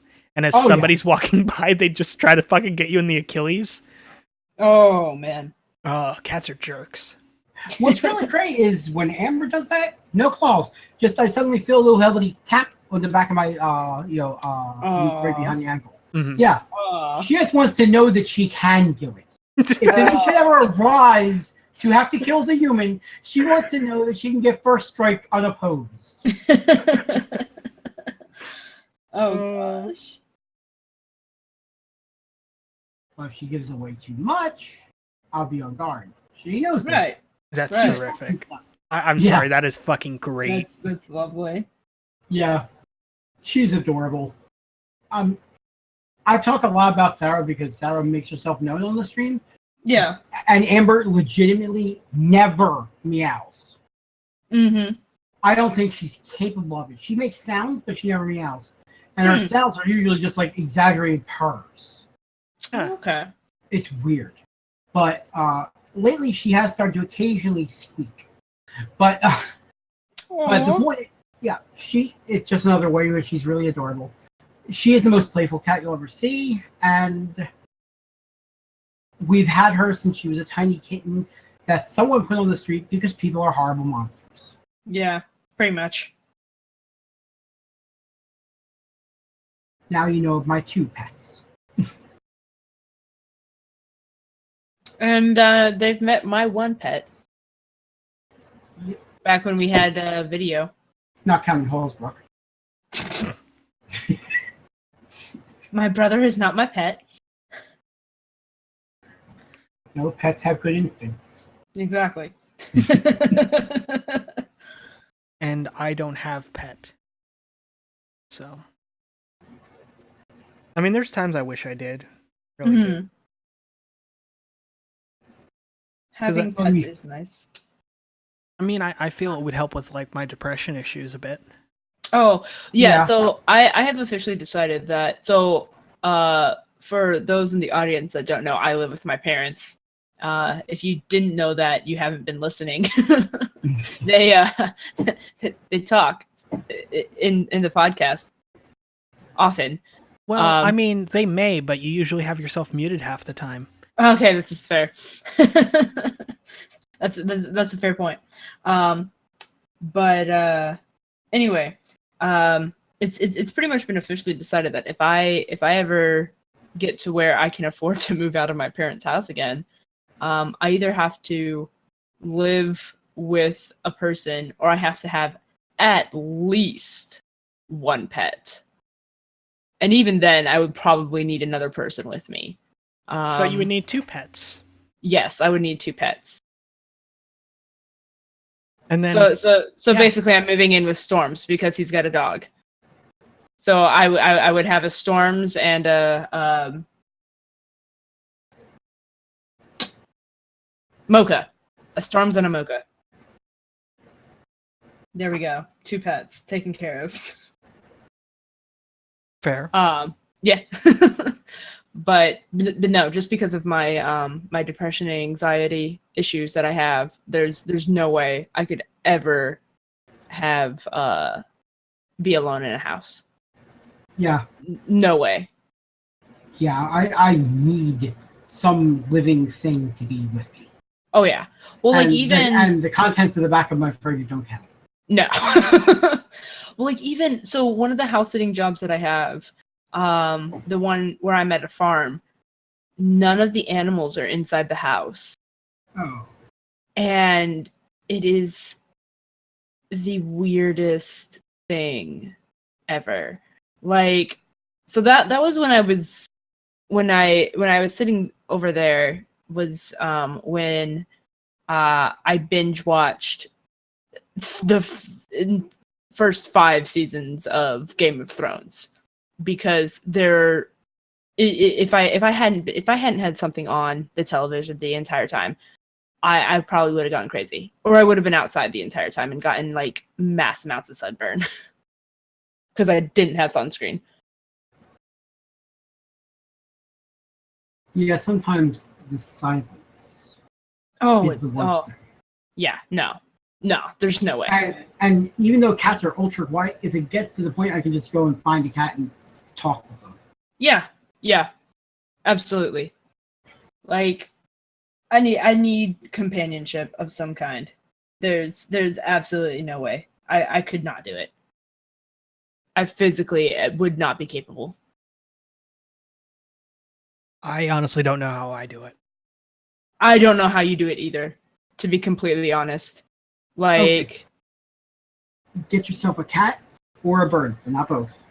No, not both. So yeah, because then you will only have one. I mean, survival of the fittest. Fuck it. No, it's just that like in the space I live, I can't have an animal. So, mm. Not even a bird. Not even a bird. Reptile? Nope. God damn. Really? You can't even get like a reptile? That's because of how small the space is. Some reptiles are pretty small. Yeah, no, I get you on that, but I'm just saying. Like a little 5-gallon terrarium kind of thing. Yeah. Yeah. Like I wouldn't mind having like a reptile. Like I've never been like super like into reptiles. Mm-hmm. I've pretty much been a cat person. Crazy cat person. Oh yeah. Yeah. I just recommended reptile because if you're looking for something for a limited space, that is the ultimate pet for a limited space. Yeah. I mean, also there's like goldfish and shit too. Goldfish are decorations. They're not pets. Honestly, they're not pets. I mean, I know a lot of fish lovers are going to hate me for that one, but if you cannot hold it in your hand and stroke it without it possibly dying, it's not a pet. Okay, so let's be honest. This is going to get a lot of goldfish owners pissed at me as well. I'm taking the heat completely off of you for your comment. Because if I had a goldfish, if I ended up having a goldfish, I would end up getting one of those like Habitrail balls. God, I see where this is going. Go on, Todd. You started this whole you keep digging. And I mean, I would make sure that it's like sealed, you know? So then it would get filled with water and the fish would go in there. So when it hits the edge, it would cause the thing to roll. And I would take it for walks.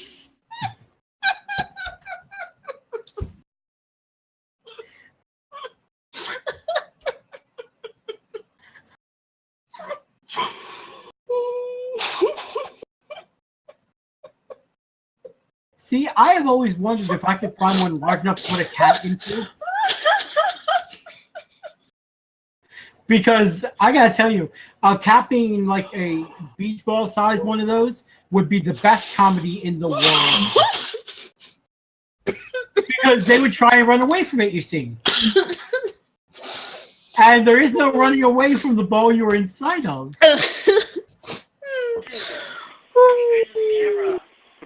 Are you okay, Ray? I'm gonna pee my pants. I'll take that as a yes. Oh my god. So, are you talking about something like this, Ballin? Oh no. Oh my gosh. Yeah. Although a little larger to make them think they have a shot. Oh yeah, that poor cat seems to have just like given up all hope. Exactly. No, you have to give them some kind of shot of thinking they're going to get out of there sometime. That's the only way it's fun. I'm just imagining Todd with a leash with fish. And a hamster ball. So the largest I found is like a 13-inch. Yeah. I'm sure I could commission somebody to get a larger one. Oh my gosh. Are you okay, Ray? Yeah. Yep. Did I break Ray? A little bit. Nice. Just a little bit. Beautiful. Oh my goodness. I have to go to the bathroom. I'm sure that has nothing to do with Nope. the film. Absolutely nothing.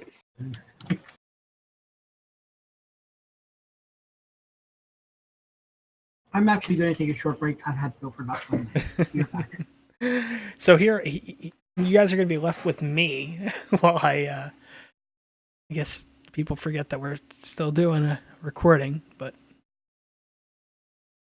which isn't a big deal. But yeah, right now I'm just searching up like a large hamster ball. It's the large hamster ball for cat. Ooh.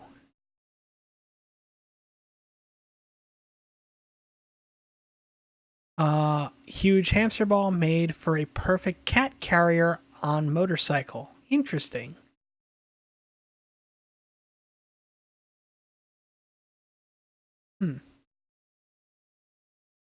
Ah, man, this is terrific. Oh. Anyway, I hope you guys have been enjoying the show. Really do. We're probably gonna end up still talking about it. But Infinity War, because we all watched it finally. Infinity War. Yeah. Hello again. Yeah. And let me just say, now I want a motorcycle and sidecar with a little bubble dome for a cat.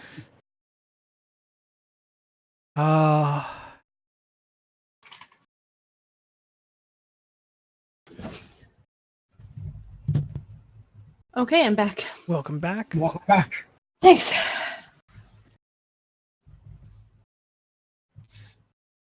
Uh, 7-inch. I'm still looking for a large, like 36-inch hamster ball. Oh my gosh. Oh. I mean, that should be large enough. Yeah. Because, as I say, Amber, she's a little crazy sometimes when it comes to play. And I feel like this can help her burn some energy. I mean, you could probably just get the cat wheel. No, I want to see her go bouncing off of walls.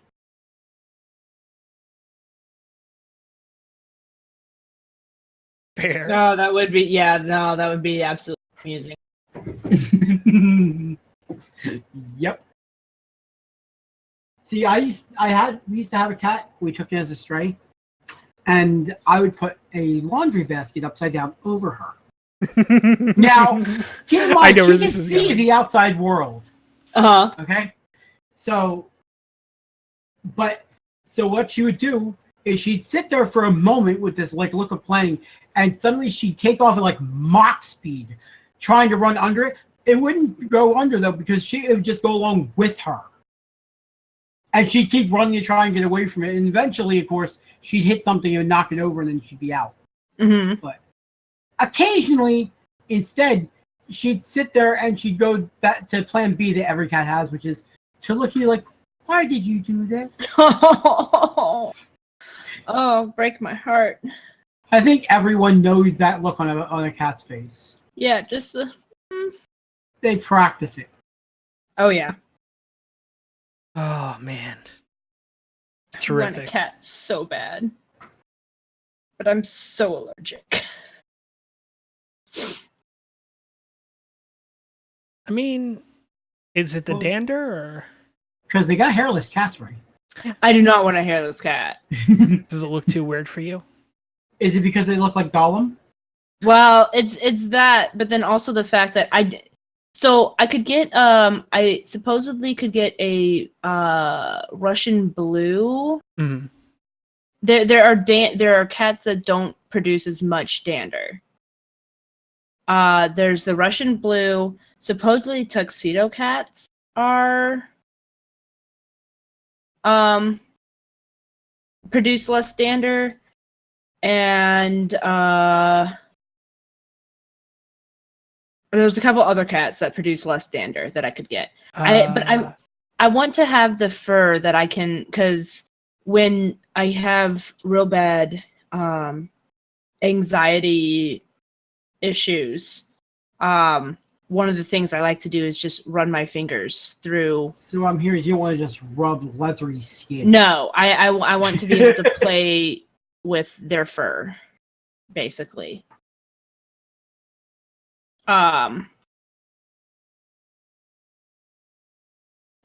So yeah, no, I don't want a hairless cat. Yeah, they're creepy. They're kind of creepy, and it wouldn't provide the sensory Tactile stimulus that I would need. Yeah. Yeah, the tactile. I wouldn't be able to stim properly, and stimming is very important. As I have come to realize, coming up with different anxiety coping mechanisms and stuff lately. The Devon Rex would not fit your needs. The Cornish Rex would not either. Javanese might. Sphinx definitely won't. Do not get a Persian. Okay. The Balinese. Yeah, the Balinese cats are hypoallergenic. Russian blues, the Bengal cats, which I absolutely love. Oh my gosh. Oriental short hair. Bengal cats look like wild cats. Like, oh my gosh. I want an actual miniaturized tiger, a literal tiger. Why not an ocelot? Oh my gosh, I love Bengals so much. Siberian. Siberian's got a lot of fur, it looks like. I don't think I would want one that has a lot of, and even if they don't produce a whole lot of dander, the lot of fur would cause problem. Yeah, the brushing, and would cause problems with the whole costuming and sewing thing, especially if I start doing that like professionally. Fair. But tactile. It would be fantastic for tactile.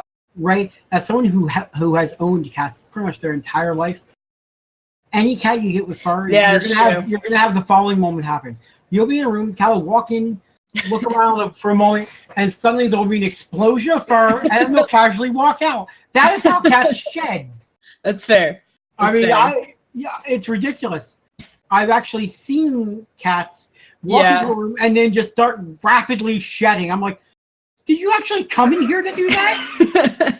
Yeah, no matter what. I guess if I want to avoid there being any hair on any costumes, I would have to get the Sphinx cat, which is the hairless cat. They'll find a fucking way to shed.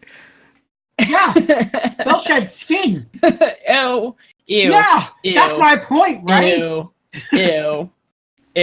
Another thing I noticed about cats, just from growing up, was if you got something new or you were working on something, it's theirs now. They would flat out they would come walk by casually, take a look at it, and then the second you turn your back, they're sitting on it. So, well, that's where I say Fitzgerald is like a cat in a dog's body, because he'll do the exact same thing. Like, oh, what are you working on? Oh, that seems cool. Hey, can you go and get my ball so we can play fetch? That'd be great. Yep, Ray's gone. Time to sit. Yep. Let me tell you something else that cats will do. So I'm going to give you a today example. So I'm downstairs, and Amber's coming through the room, walks by her cat tree, her nicely carpeted, beautiful cat tree, starts scratching the dining room table leg. Yep. Yeah. I say her name harshly, which has worked in the past. Nothing. She looks at me while still doing it. I do it again. Nothing. I go to get the water bottle. Now she's gone. Yeah. Yep. He ain't serious. He ain't serious. Oh shit, he's getting the bottle. All right. He's serious. Yeah, I think my preferred, if I get a cat, I would prefer to have either a Bengal or a Russian blue. Those are the two that I really like.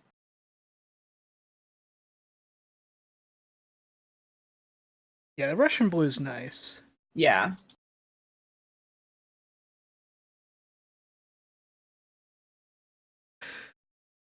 But yeah, I mean, it's just I like how we've evolved. We have evolved as a podcast. We've talked about.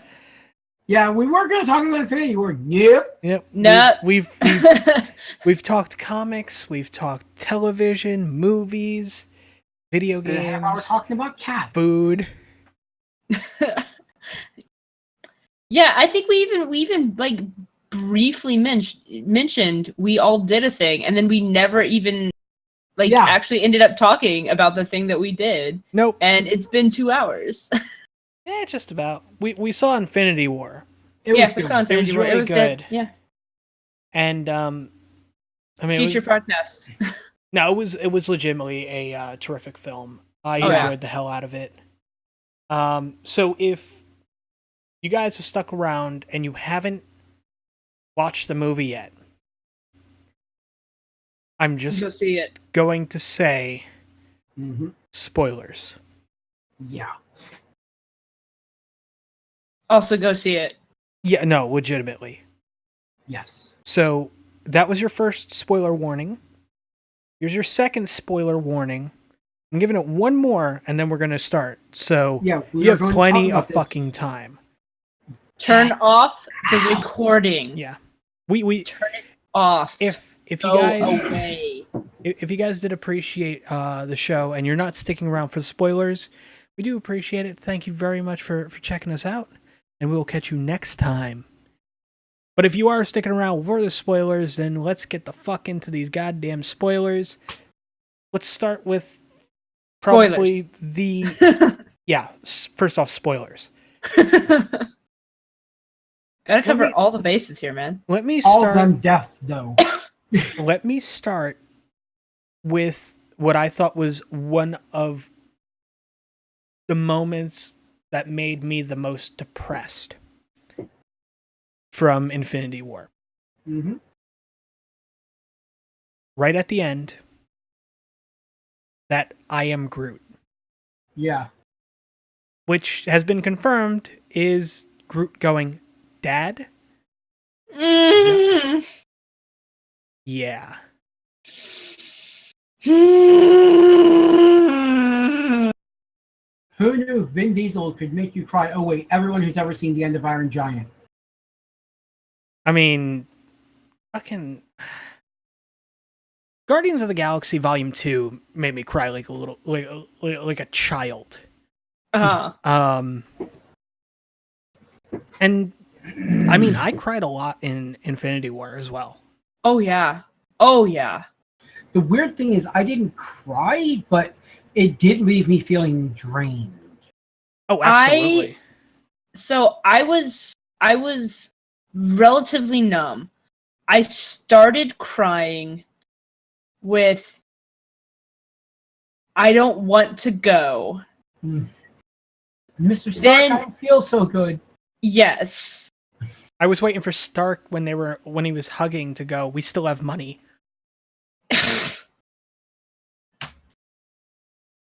I started crying with that.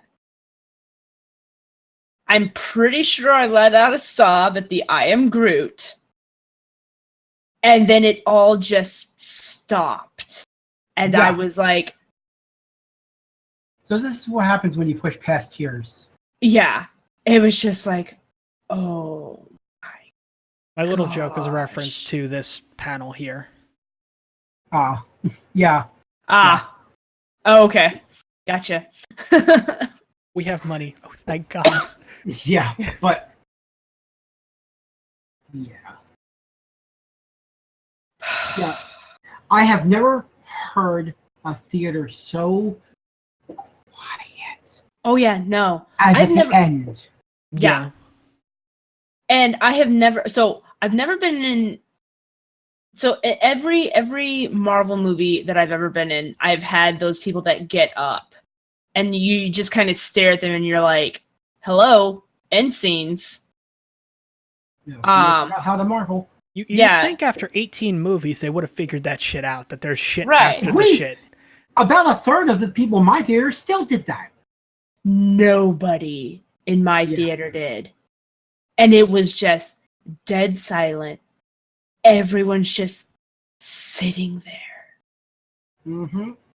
And it was like halfway through the credits, there was a little bit of muttering and mumbling sounds. But even still, it was like people were a hushed reverence. Yeah, it was just like whispering amongst each other.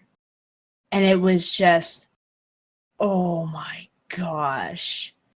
It was the quietest theater I have ever been in. And I've heard that from everyone who I've talked to who has seen it. Mm-hmm. Everyone's theater was just shell-shocked. I had one person that went their second time that they went and saw it. and this was kind of funny. It was a super quiet theater, and then one person goes, "No, the fuck they didn't!" In the middle of this silent theater, just yells that. And it was like, that's probably the only other reaction I can think of having. I could think of one because I went through a similar experience in my theater. So, Thor buries the head of Stormbreaker into Thanos' chest, actually pushes it in, which is beautiful. And Thanos, gives him that smile and says, "You should have gone for the head," and snaps his fingers, starting the sequence. Everybody was quiet for at least 5 seconds, and finally, from the far left of the theater, I hear, "Damn it!" And everybody laughed, and it was quiet after that, but everyone had a good laugh at that, which was good. Because there needed to be something to break that goddamn tension. Oh, yeah. No. It was like... It just... And it's definitely a part one, because it just leaves you... It just leaves you... There's no resolution. Yeah. I have said... It feels so incomplete. I've said this is the MCU's version of The Empire Strikes Back. That is actually the legitimate best description. Mm-hmm. Because at the end of Empire, Han is taken away. The Empire struck a serious blow. The good guys didn't win. They're just sitting there looking out the window, going, "Now what the hell do we do?" Yeah. That is what it feels like at the end of this movie. Which means, of course, next year you're going to get the Avengers Strike Back. So, but as long as we don't get the Avenger Menace, I'm fine with that. But but the thing is, sorry. But the thing is, I went through emotions in that not only have I never felt before, I didn't know they existed. And that sounds like just something you say, but I mean, in all honesty, I still don't know how to put into words. Oh yeah, the feeling I felt. Nothing in reality has ever made me feel this way, and certainly no form of media has ever made me feel this way. Mm-mm. So for that alone gets an extra star in my book, simply because art is supposed to make you feel things, and for it to make me feel things I didn't know was capable of. That is art by any definition. Oh, absolutely. So after seeing the movie, I came and talked with you guys a little bit. That was when we didn't do the podcast, but we kind of talked a little bit, and I was like, I don't know how, I was like, I don't know how I felt about it. I wouldn't put it as one of my favorites, is what I had said, which kind of shocked you guys. But it was because of the fact that I get emotionally attached to characters. Having had time to process, it's rising up. I still don't know that I would say it's my ultimate favorite movie because of the fact that I do get emotionally attached to characters. But then that has to be taken with a grain of salt, because at the same time, when I read fan fictions or whatever for fandoms that I'm into, I love the ones that torture and hurt my favorite characters. So once I see, if it all goes according to apparently comic book plan, and if the people that Thanos dusted supposedly come back, which then it will probably rise into its rightful position. Like right now, there's still that shock factor and that denial, like clenching my heart and my brain.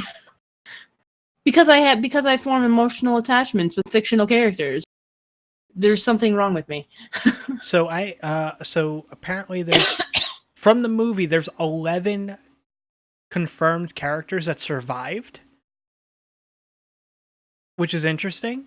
I mean, obviously, and then it says 9 that may have, because it's like it's possible. But we all know like 2 of those is Hawkeye and Ant-Man, and Hawkeye, Ant-Man, and the Wasp. I mean, they under definitely or maybe. Well, they may have, quote unquote. Okay. But yeah. But let's be honest with you. Those 2 characters. The only reason why Hawkeye was not in the movie is because they felt that there wasn't enough for him. Okay. So, but he was on set filming shit. So there's that. Oh, okay. I mean, maybe it's possible they may have filmed like some flashback stuff or whatnot, or so on and so forth. But at the same time, I mean, that sounds like part 2. Yeah, I mean, it legitimately sounds like part 2. Everybody was all pissy. Well, why isn't Hawkeye? Which, just think about that. Well, what the hell is he gonna do against Thanos? Not even that. Did you ever think people would be like, "Where the fuck's Hawkeye?" Yeah, I know, right? To me, that's the funniest part of this. Yeah, because it's fucking Hawkeye. Yeah, I love Hawkeye. Okay, right. How many arm wrestling championships against the Hulk has he done, or how many races has he beaten Steve at? No, I realize that he's not like. That doesn't make me love him. He brought 11 fucking arrows. Yeah, I'm not saying you should love him unless. I'm just saying the fact that people are truly wondering where the hell he was is funny as hell. Given that. Mm-hmm. No, I understand that, but at the same time, like it is kind of hard to believe that he wouldn't at least make an attempt at fighting. Like he just kind of strikes me as the type of person that understands that the odds aren't necessarily in his favor, that there's not a whole lot he can do, but he would still make an attempt. Okay. Let's take that for granted now. Let's take that as a given, okay? They have no way to contact him. They said so. How does he know to get a Wakanda then? That's true. That is very true. I forgot that they said that. They also mentioned that he was on house arrest. Yeah. So, although I think they probably would have made an exception in this case. Well, probably. Well, I mean, fucking Ant-Man was under house arrest as well. Yeah. But those are fair points. Those are very fair points. I forgot about that. I did forget about that they didn't have any way to contact him. Yeah. That's okay. That's acceptable. So I mean, I'll just kind of go over this list real quick. Still kind of mad that they didn't have him in at least an end scene. They would have to pay him. I mean, what would be more important? Oh, let's get Hawkeye like an end credits scene, or let's introduce Captain Marvel. Yeah, and show you Nick Fury and Maria Hill again. I mean, away. they had like what 5 post-credit scenes for Guardians of the Galaxy 2. They wanted to keep it simple for this because that's how you keep the devastation going. Fair, I guess. Yeah, I mean, if you overcomplicated that with multiple post-credit scenes that were just like, oh, hey, by the way, just checking in, it's Hawkeye. I'm sitting on my couch in my sweatpants. It's terrific. I'm on house arrest. I mean, fair. In my head, that's now Hawkeye. Like during this entire thing, he's just like lounging on his couch. It's like, are you gonna? And his wife's like, are you gonna go out to the store? He goes. He just points at his ankle and goes, house arrest. And shrug, sorry, honey. And you should probably take a shower. You've been wearing those sweatpants for 2 months now. I don't tell you what to wear. You don't tell me what to wear. Honey, it's fucking gross. I'll go to the store and get you another pair of sweatpants. No. These are my favorite. These are my favorite. Everybody has a pair of favorite. I have a pair of favorite shorts that I wear around the house. Yeah, I have a favorite shirt. It's purple. Let's move on. Yeah, I mean, it's one of those things. No, surprising. But anyway, I completely digress. Yeah. Black Widow's alive. Mm-hmm. Yeah. Okay, let's be honest. With exception of we're not sure about Hawkeye yet. Mm-hmm. All of the original Avengers. Which is why I'm pretty sure Hawkeye's alive. Yeah, that's another thing. To be fair, it's their movie. Yeah. Well, yeah. It's called Avengers Infinity War. And I don't have a problem with this, but at the same time, it's just it's very interesting. It's very interesting. Well, I have repeatedly said that the only person who can beat Thanos is Thanos.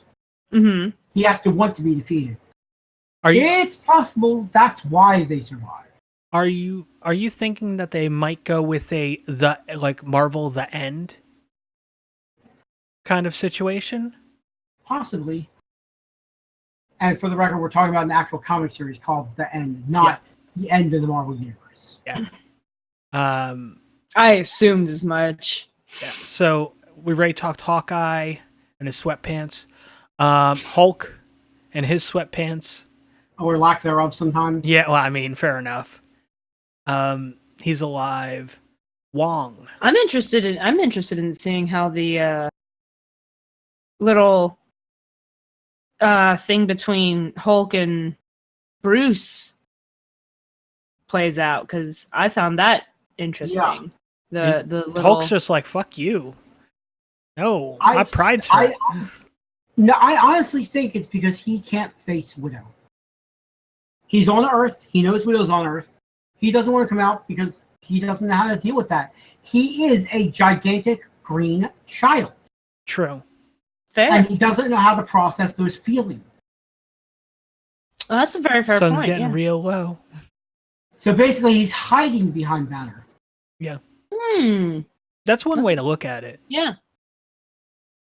Wong might be alive. I really hope so. Oh, I'm pretty sure he is.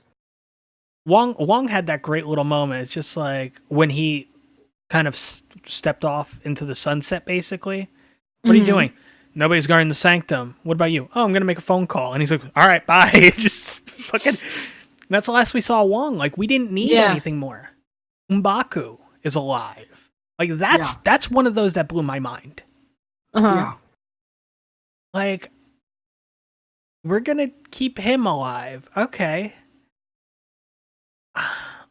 Shuri's alive. Somebody has to win the country. Shuri's... It hasn't been confirmed if she's alive or not. She may be. She better be. Do not take my Disney princess away from me.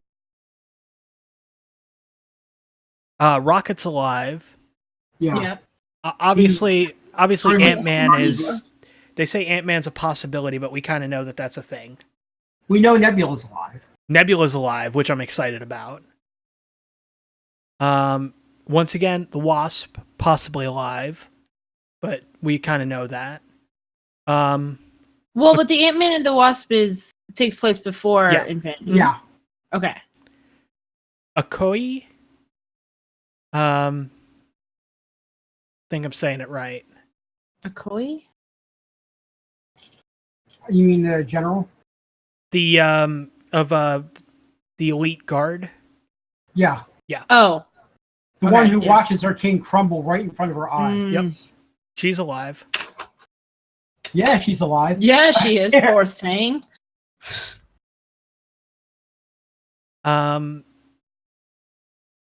I don't know why they bring up Lady Sif, saying she might be alive.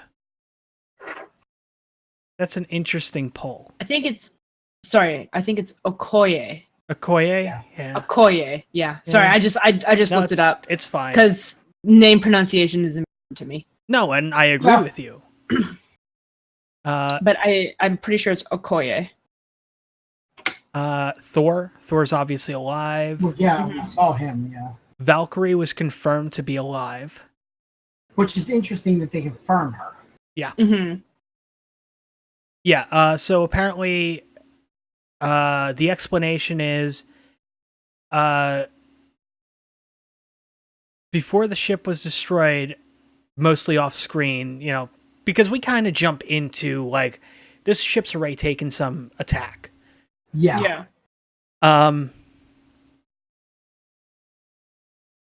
Valkyrie wasn't there, but apparently she had been, while the attack was going on, she was getting people onto pods to leave, to get out of there, to kind of protect the Asgardians.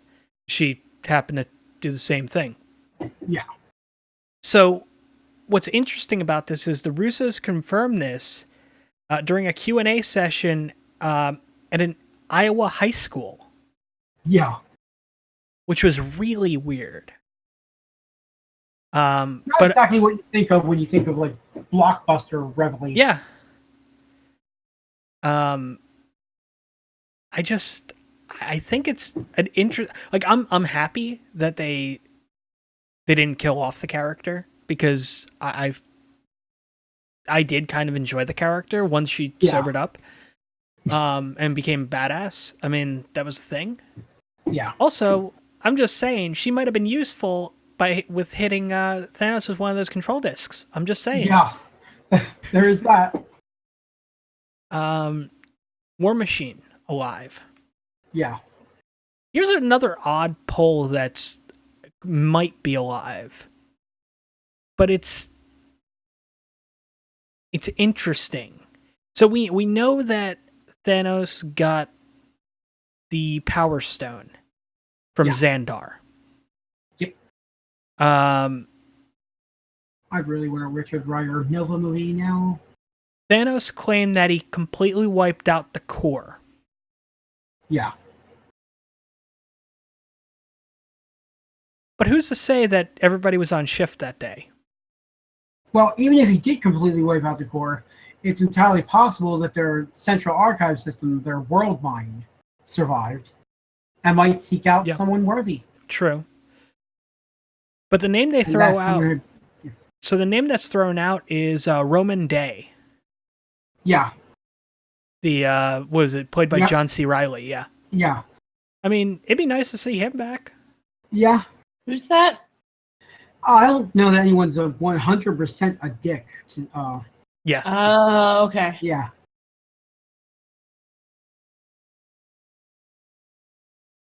Even though Xandar was destroyed on screen, that's a key part of Day's history in comics. So I'm actually not familiar with Day in the comics much. Neither am I, honestly. But, Ooh. What? When he was created by Marv Wolfman and John Buscema in 76. Yeah. Nova #1. Day was one of the last surviving Novas after an alien named Zor destroyed Xandar. Mm. Yeah. Though he was mortally wounded in battle, Day recruited the human Richard Rider into the Nova Corps. There we go. It seems like they might be going that way. Which makes you very happy. Yes. Yes, it does. Not Sam fucking Alexander. No. Cap's alive. Another interesting poll, Sharon Carter. I could see her being alive. I mean, they could do something with her. Yeah. Especially considering that Nick Fury and Maria Hill are gone.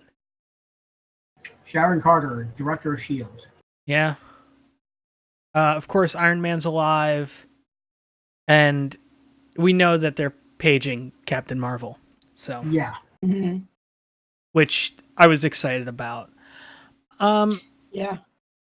I may or may not have punched the air and gone, Captain Marvel!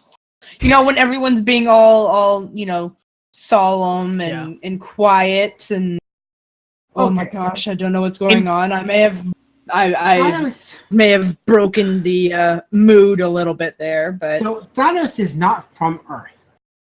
Is it too much to ask that Captain Marvel is associated with, I don't know, an association that's dedicated to protecting the world from off-world threats? Sword? Yeah, I mean, they teased this sword before. Yeah, no shit, they did. In the I'm not gonna say from where though, but well, I mean, no, actually, no. Ray has got. Ray watched that, yeah, with the station, that was a tease of sword, yes, the station. So at the end of the last season you watched, where they ended up in space. Oh, okay, yeah. That was definitely a teaser for them trying to make you think. We're not gonna say what actually happened, but there is no sword yet. Oh, okay. There's no See, I wouldn't have put two and two together on that, which is understandable. Yeah, but that I was really hoping. When I saw, I went, "Oh my god, did they actually just bring sword into it?" And they were like, "Nope." I remember you and me kind of like, "Oh my god, they're bringing in sword," and then it's just like, they're like, "Oh, you sword? Yeah, that's cute. That's adorable." No. We're like, oh man. Instead, it's the beep. But I mean, Captain Marvel, which is interesting, is going to be set in the 90s. Yeah. So the Captain Marvel we're getting in the movies, she's going to be Captain Marvel for like 20 years. Yeah. And the thing is, nobody's heard of her because, well, she's been dealing with off-world shit, you know? Yeah, a lot generally thought that she's been on Hala. Dealing with, well, the Kree. Yeah. Kree's, just the Kree or the Kree Skrulls? Most likely the Kree Skrull War and its after effects. Yeah. Because, I mean, the Skrulls that's a thing that they've openly talked about, like... So I do know that the movie is going to contain Mar-Vell himself. Yes. That I'm kind of looking forward to. Yeah. I would have... I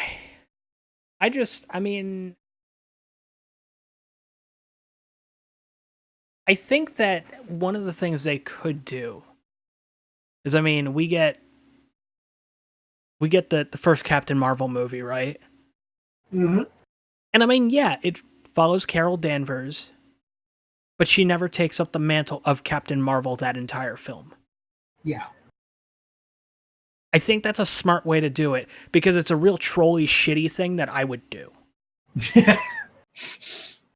Like, everybody's just like, yeah, we're getting to see Captain Marvel, and he's just like, my name's Mar-Vell. And it's just like... she's Ms. Marvel the entire time. Exactly. Until right near the end, yeah. No, even, like, to the credits. Like, to the credits, it's that, and then, like, you get the post-credits scene, and it just kind of does, like, the 20 year later, or 25 years later, or however the fuck long. And she gets the page, and she's wearing the full suit. Yeah. Now the question is she wearing the headpiece with the mohawk, or? I've seen some pictures that indicate she might be. That'd be terrific. Because it is I fucking don't like that look at all. I know, neither do I. I just think that it's one of the most hideous looks, and Storm can rock a mohawk. In certain attire, yeah. But yeah, not Carol. I was also thinking of the whole with the Infinity Gauntlet, right? Because obviously things are going to get fixed in the next movie, or somehow, sort of fixed. And I'll get into sort of fixed because Doctor Strange, right? Yep. In the Doctor Strange movie, we kind of saw the multiverse. Yeah. Mm-hmm. They actually used the word multiverse. Yeah. There's not even really a kind of. Well, no. I know it was discussed, but I'm like, we kind of saw it. Like, actually physically saw it. Yeah. Yeah. What if that's what they do? Yeah. What if that's the way? Because obviously the based on the way the stones work, and this wasn't discussed in the film. But the soul stone. Mm-hmm. The soul stone keeps what it takes. It absorbs. It takes a life, it keeps a life, It's just Here's my thought. What if the soul stone itself is the personification of death in Marvel? That would be interesting. Because what does death do but claim souls? True. So, I mean, the other thing is, I'm thinking about it this way, and I had to look back. Mm-hmm. There's a history with people escaping the soul stone. Yeah. It's a very small list of them doing it on their own, basically. Mm-hmm. But who's to say? Like, I mean, one of them was Adam Warlock, and obviously he hasn't matured enough yet for them to drop him, so he's obviously not there. But another one was Gamora. Mm-hmm. Yep.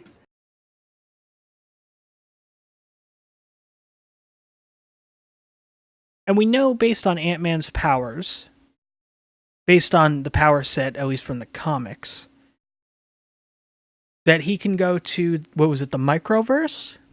Yep. Actually, he almost went there in the first movie. Yeah. Mm-hmm.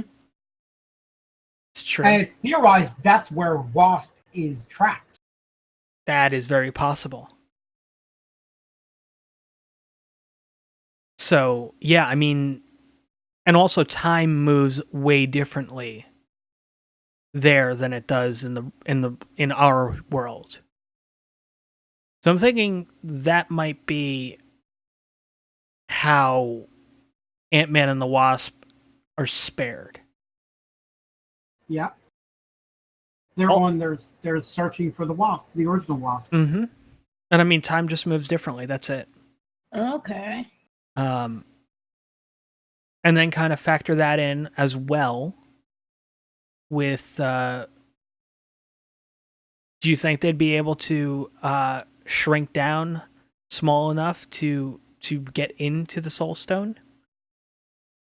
It all depends on if the Soul Stone has a surface that you can get in through. Fair. These stones definitely seem like they are comprised of essences of reality and not atoms. Mm-hmm. So there is that little bit of it. Yeah. But the thing is,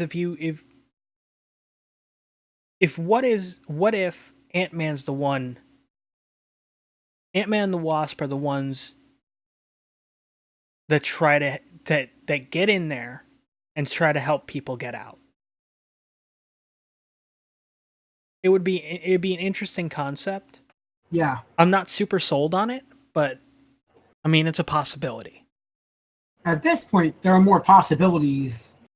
Well, let's face it. There's over 14 million possibilities. But only one We of just them have yet works. to see the one that works. Yeah.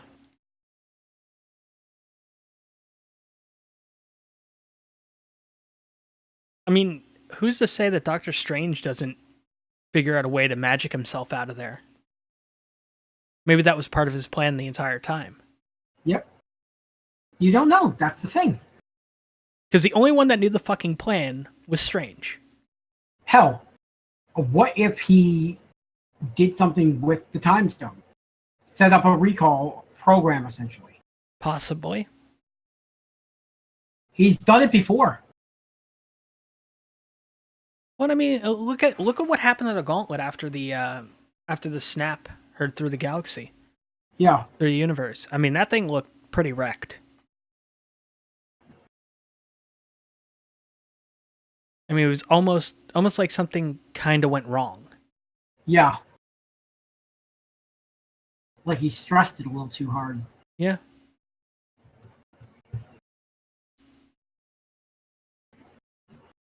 But then when we see Thanos at the end, he's sitting there watching his sunrise like he planned on doing. First off, Thanos is a man of his fucking word. I'm going to wipe out half the galaxy, and then I'm going to sit down and watch a sunrise. Yep. Like, well done, sir. Mission accomplished. Enjoy your retirement. He's not wearing the gauntlet. Yeah. Possibly just feels like he doesn't need it. Which means he has no influence over it at that point. Yep. So that's also a big thing. Like there's so many different possibilities for what can happen. Yeah, exactly. And what I love is this is the first movie I've ever seen that accurately portrays something like the multiverse, in that every decision you make will branch off another reality. Who knows what the branch off point is? Oh yeah, no, absolutely. And I think that being said, I would wholeheartedly be I'm gonna be happy with the next Avengers film. Yes. Because I mean, Infinity War was Thanos' quest. Yep. I mean, there's no two words about it. They should have just called it Thanos' quest, or Thanos Quest, Avengers Thanos Quest. But they had to throw Infinity in there because that's the buzzword that everybody needed to hear. Yeah. Yep. I just hope that that the next one. I mean, I hope they go very Return of the Jedi. Oh yeah, they have to. As I said, this is their Empire Strikes Back. Well, and by that I mean it's not like we're picking up like weeks after. Yep. I say we pick up like a solid year after. There's fan theories about how that would work even, and I kind of like some of them. But yeah. Like, we need everything we can get. We need, we've lost so much. I keep wondering, not about heroes even. Aunt May? Mm-hmm. Pepper? Mm-hmm. I mean... I think Pepper was dusted. I think Aunt May would be around. Todd just likes people suffering. Thanos just likes people suffering. That too. Because I'm going to get into this. Thanos did not do this for the reasons he stated. The reasons he stated were a crutch. Every genocidal maniac in human history has come up with a rationalization for why they want to kill shitloads of people. Oh, yeah. You don't even have to go back a solid century to see this in action. I mean, there's a reason they call him the Mad Titan. Right. So the thing is, Thanos did not do this because we're using up resources too quickly. If he wanted that, he could just increase the amount of resources. Yeah, the Gauntlet is perfectly capable of that. Right. The Gauntlet is capable. If it can kill half the universe, it can create twice the resources. Mm-hmm. Or at least the infrastructure to create those resources. So it was really just an excuse to kill trillions of people. Yeah. That's all it was. It was his excuse. Yep. The thing is, by the time the next movie comes out, the deal with Fox should be done. Oh yes. So let me tell you how I want Thanos to be defeated. He's gloating over his victory and everything, and basically he is about to do something else horrible, And here's basically from somewhere off screen, you must be mistaken if you think that reality can be manipulated by a mirror, your gems of power. Reality is a complex series of reactions at the quantum level that you can't blasted Richards. Exactly. Reed actually talks Thanos into a moment of doubt, and that's when he loses. That's how you introduce the Fantastic Four. Now the question. Time. Now the question is, when all this is said and done, does Marvel kill Thanos?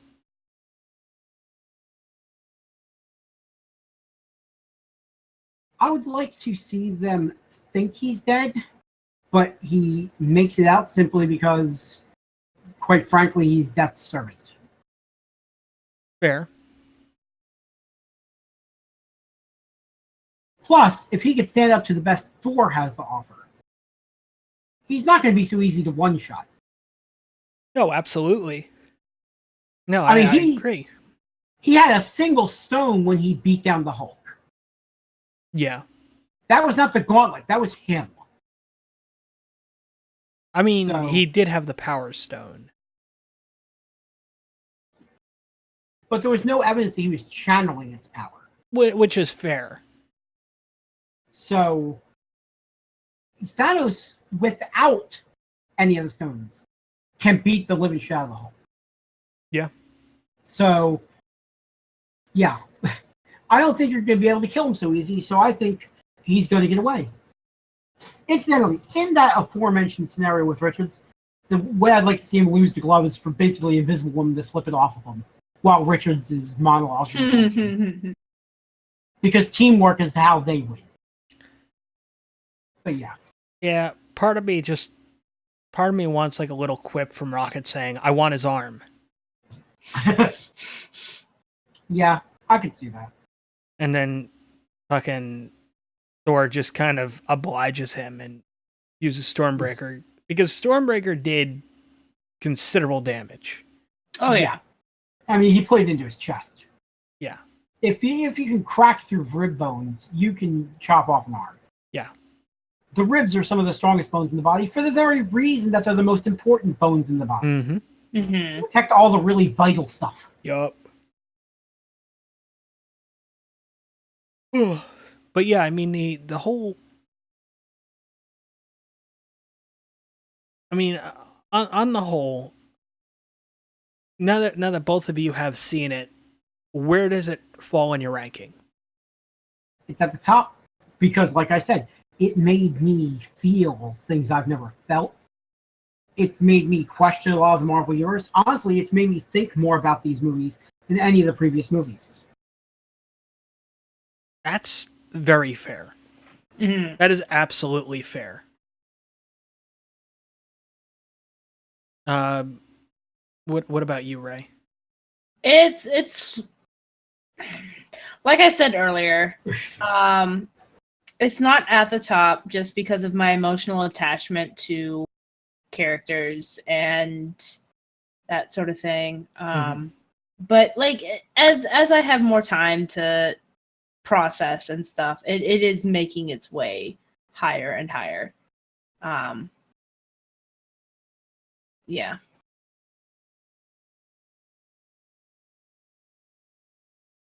I mean, there's a big reason why they haven't released a title of the next Avengers movie.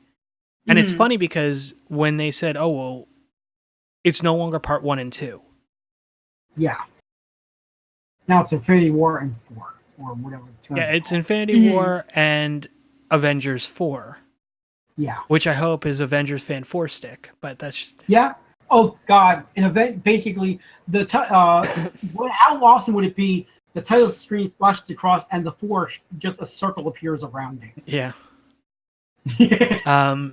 But no, just kind of looking at it, I was like, the movie's good. There's no denying that what they did was everything they wanted to do. But they said, and this is like months ahead of time to release, and they're like, we're going to give everybody time to digest this movie. Yeah. And you look at it now after seeing it and you're like, I get what they're saying. I get exactly what they're saying about this. Yeah. I mean, I still don't, it still doesn't take the top spot for me.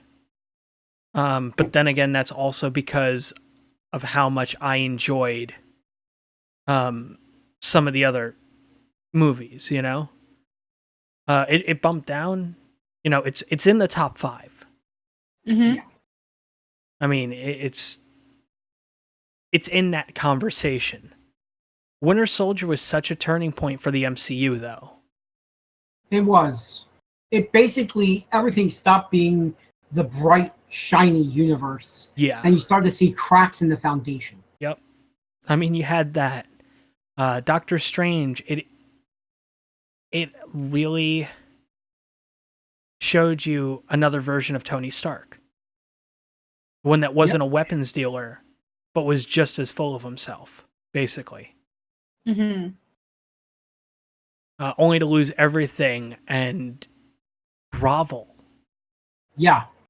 Beg. For help. And that was... desperation. Yeah. I mean, that's a big thing. The first Guardians is another one. I mean... I'm just going to say there are what-if universes out there where Tony Stark found himself at the feet of the Ancient One. Yeah. And it's an interesting concept. But, sorry. Yeah, no, that's fine. Guardians for a while was my favorite, honestly. Guardians is one of those films. It's up there. It's up on that list. I mean, it was just so different. It out-space operaed Star Wars. You're not wrong. And this is a thing I love about the MCU. I've said this before, but basically, the MCU is not a series of superhero films. It's a series of superhero-themed genre films. Oh, absolutely. Winter Soldier, let's make it a political thriller with superheroes. Yeah. What was it? Doctor Strange is your... What is that? I mean, that was... I wouldn't even say that was a typical... a superhero film. No, I mean, it was almost like a Harry Potter-like movie that takes place in a superhero world. Yeah. With a lot of psychedelic effects. Yeah, but I mean, they are, in the Eastern nations where some things are are easier to get a hold of than others. So yeah. Fair. Guardians, as you said, was a space opera. Yep. I mean, the only tried and true superhero films have been the Avengers. The Avenger films. Yeah. Because they are the centerpiece.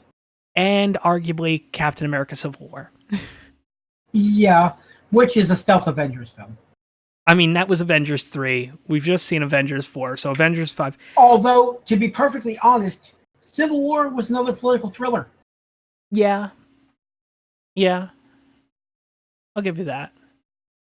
It was pretty much a Tom Clancy movie with superheroes. At least for the parts where Cap is trying to find Bucky and everything. Yeah, I'll give you that. The airport scene was a true superhero moment. Oh, absolutely. Mm-hmm. And then they brought it back out and back into the Tom Clancy stuff. Yeah. But I mean, it's Infinity War is in that top 5. Now, is there such thing as a bad MCU film? Not entirely, in my opinion. I've given shit to Thor Ragnarok, and I definitely think it's the lowest on the list for reasons I basically have gone into before. But even Thor Ragnarok is still watchable. See, even Thor Ragnarok is a good movie. It's just the worst of the MCU.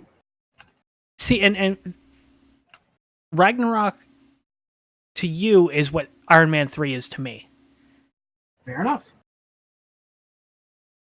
It's very watchable. It's not a horrible film. It's just not good for that universe. It just didn't click for me. Yeah, and that's perfectly acceptable. It's my least favorite of the Iron Man films, but honestly, it still ranks higher than any of the Thor films. So, for me, see, and like I know we had done power rankings. Yeah, which was an interesting mental exercise. It definitely was. I think I'm the only one that still hasn't actually done that. Yeah. We've had to do 2. Yeah, because we did it before Infinity War, and then we did it after, and it's just like, oh, well, now we gotta fucking shuffle shit. Yeah, it still probably ain't happening. So I'm not good at that. So one thread I noticed amongst everybody is in the bottom 3 there was a Thor film. Yeah. Yep. In my case, the bottom 5 had all 3. Yeah. Yeah, you had Thor, Iron Man 3, Thor the Dark World, Incredible Hulk, Thor Ragnarok. Thor Ragnarok. Those are my bottom 5. I mean, I had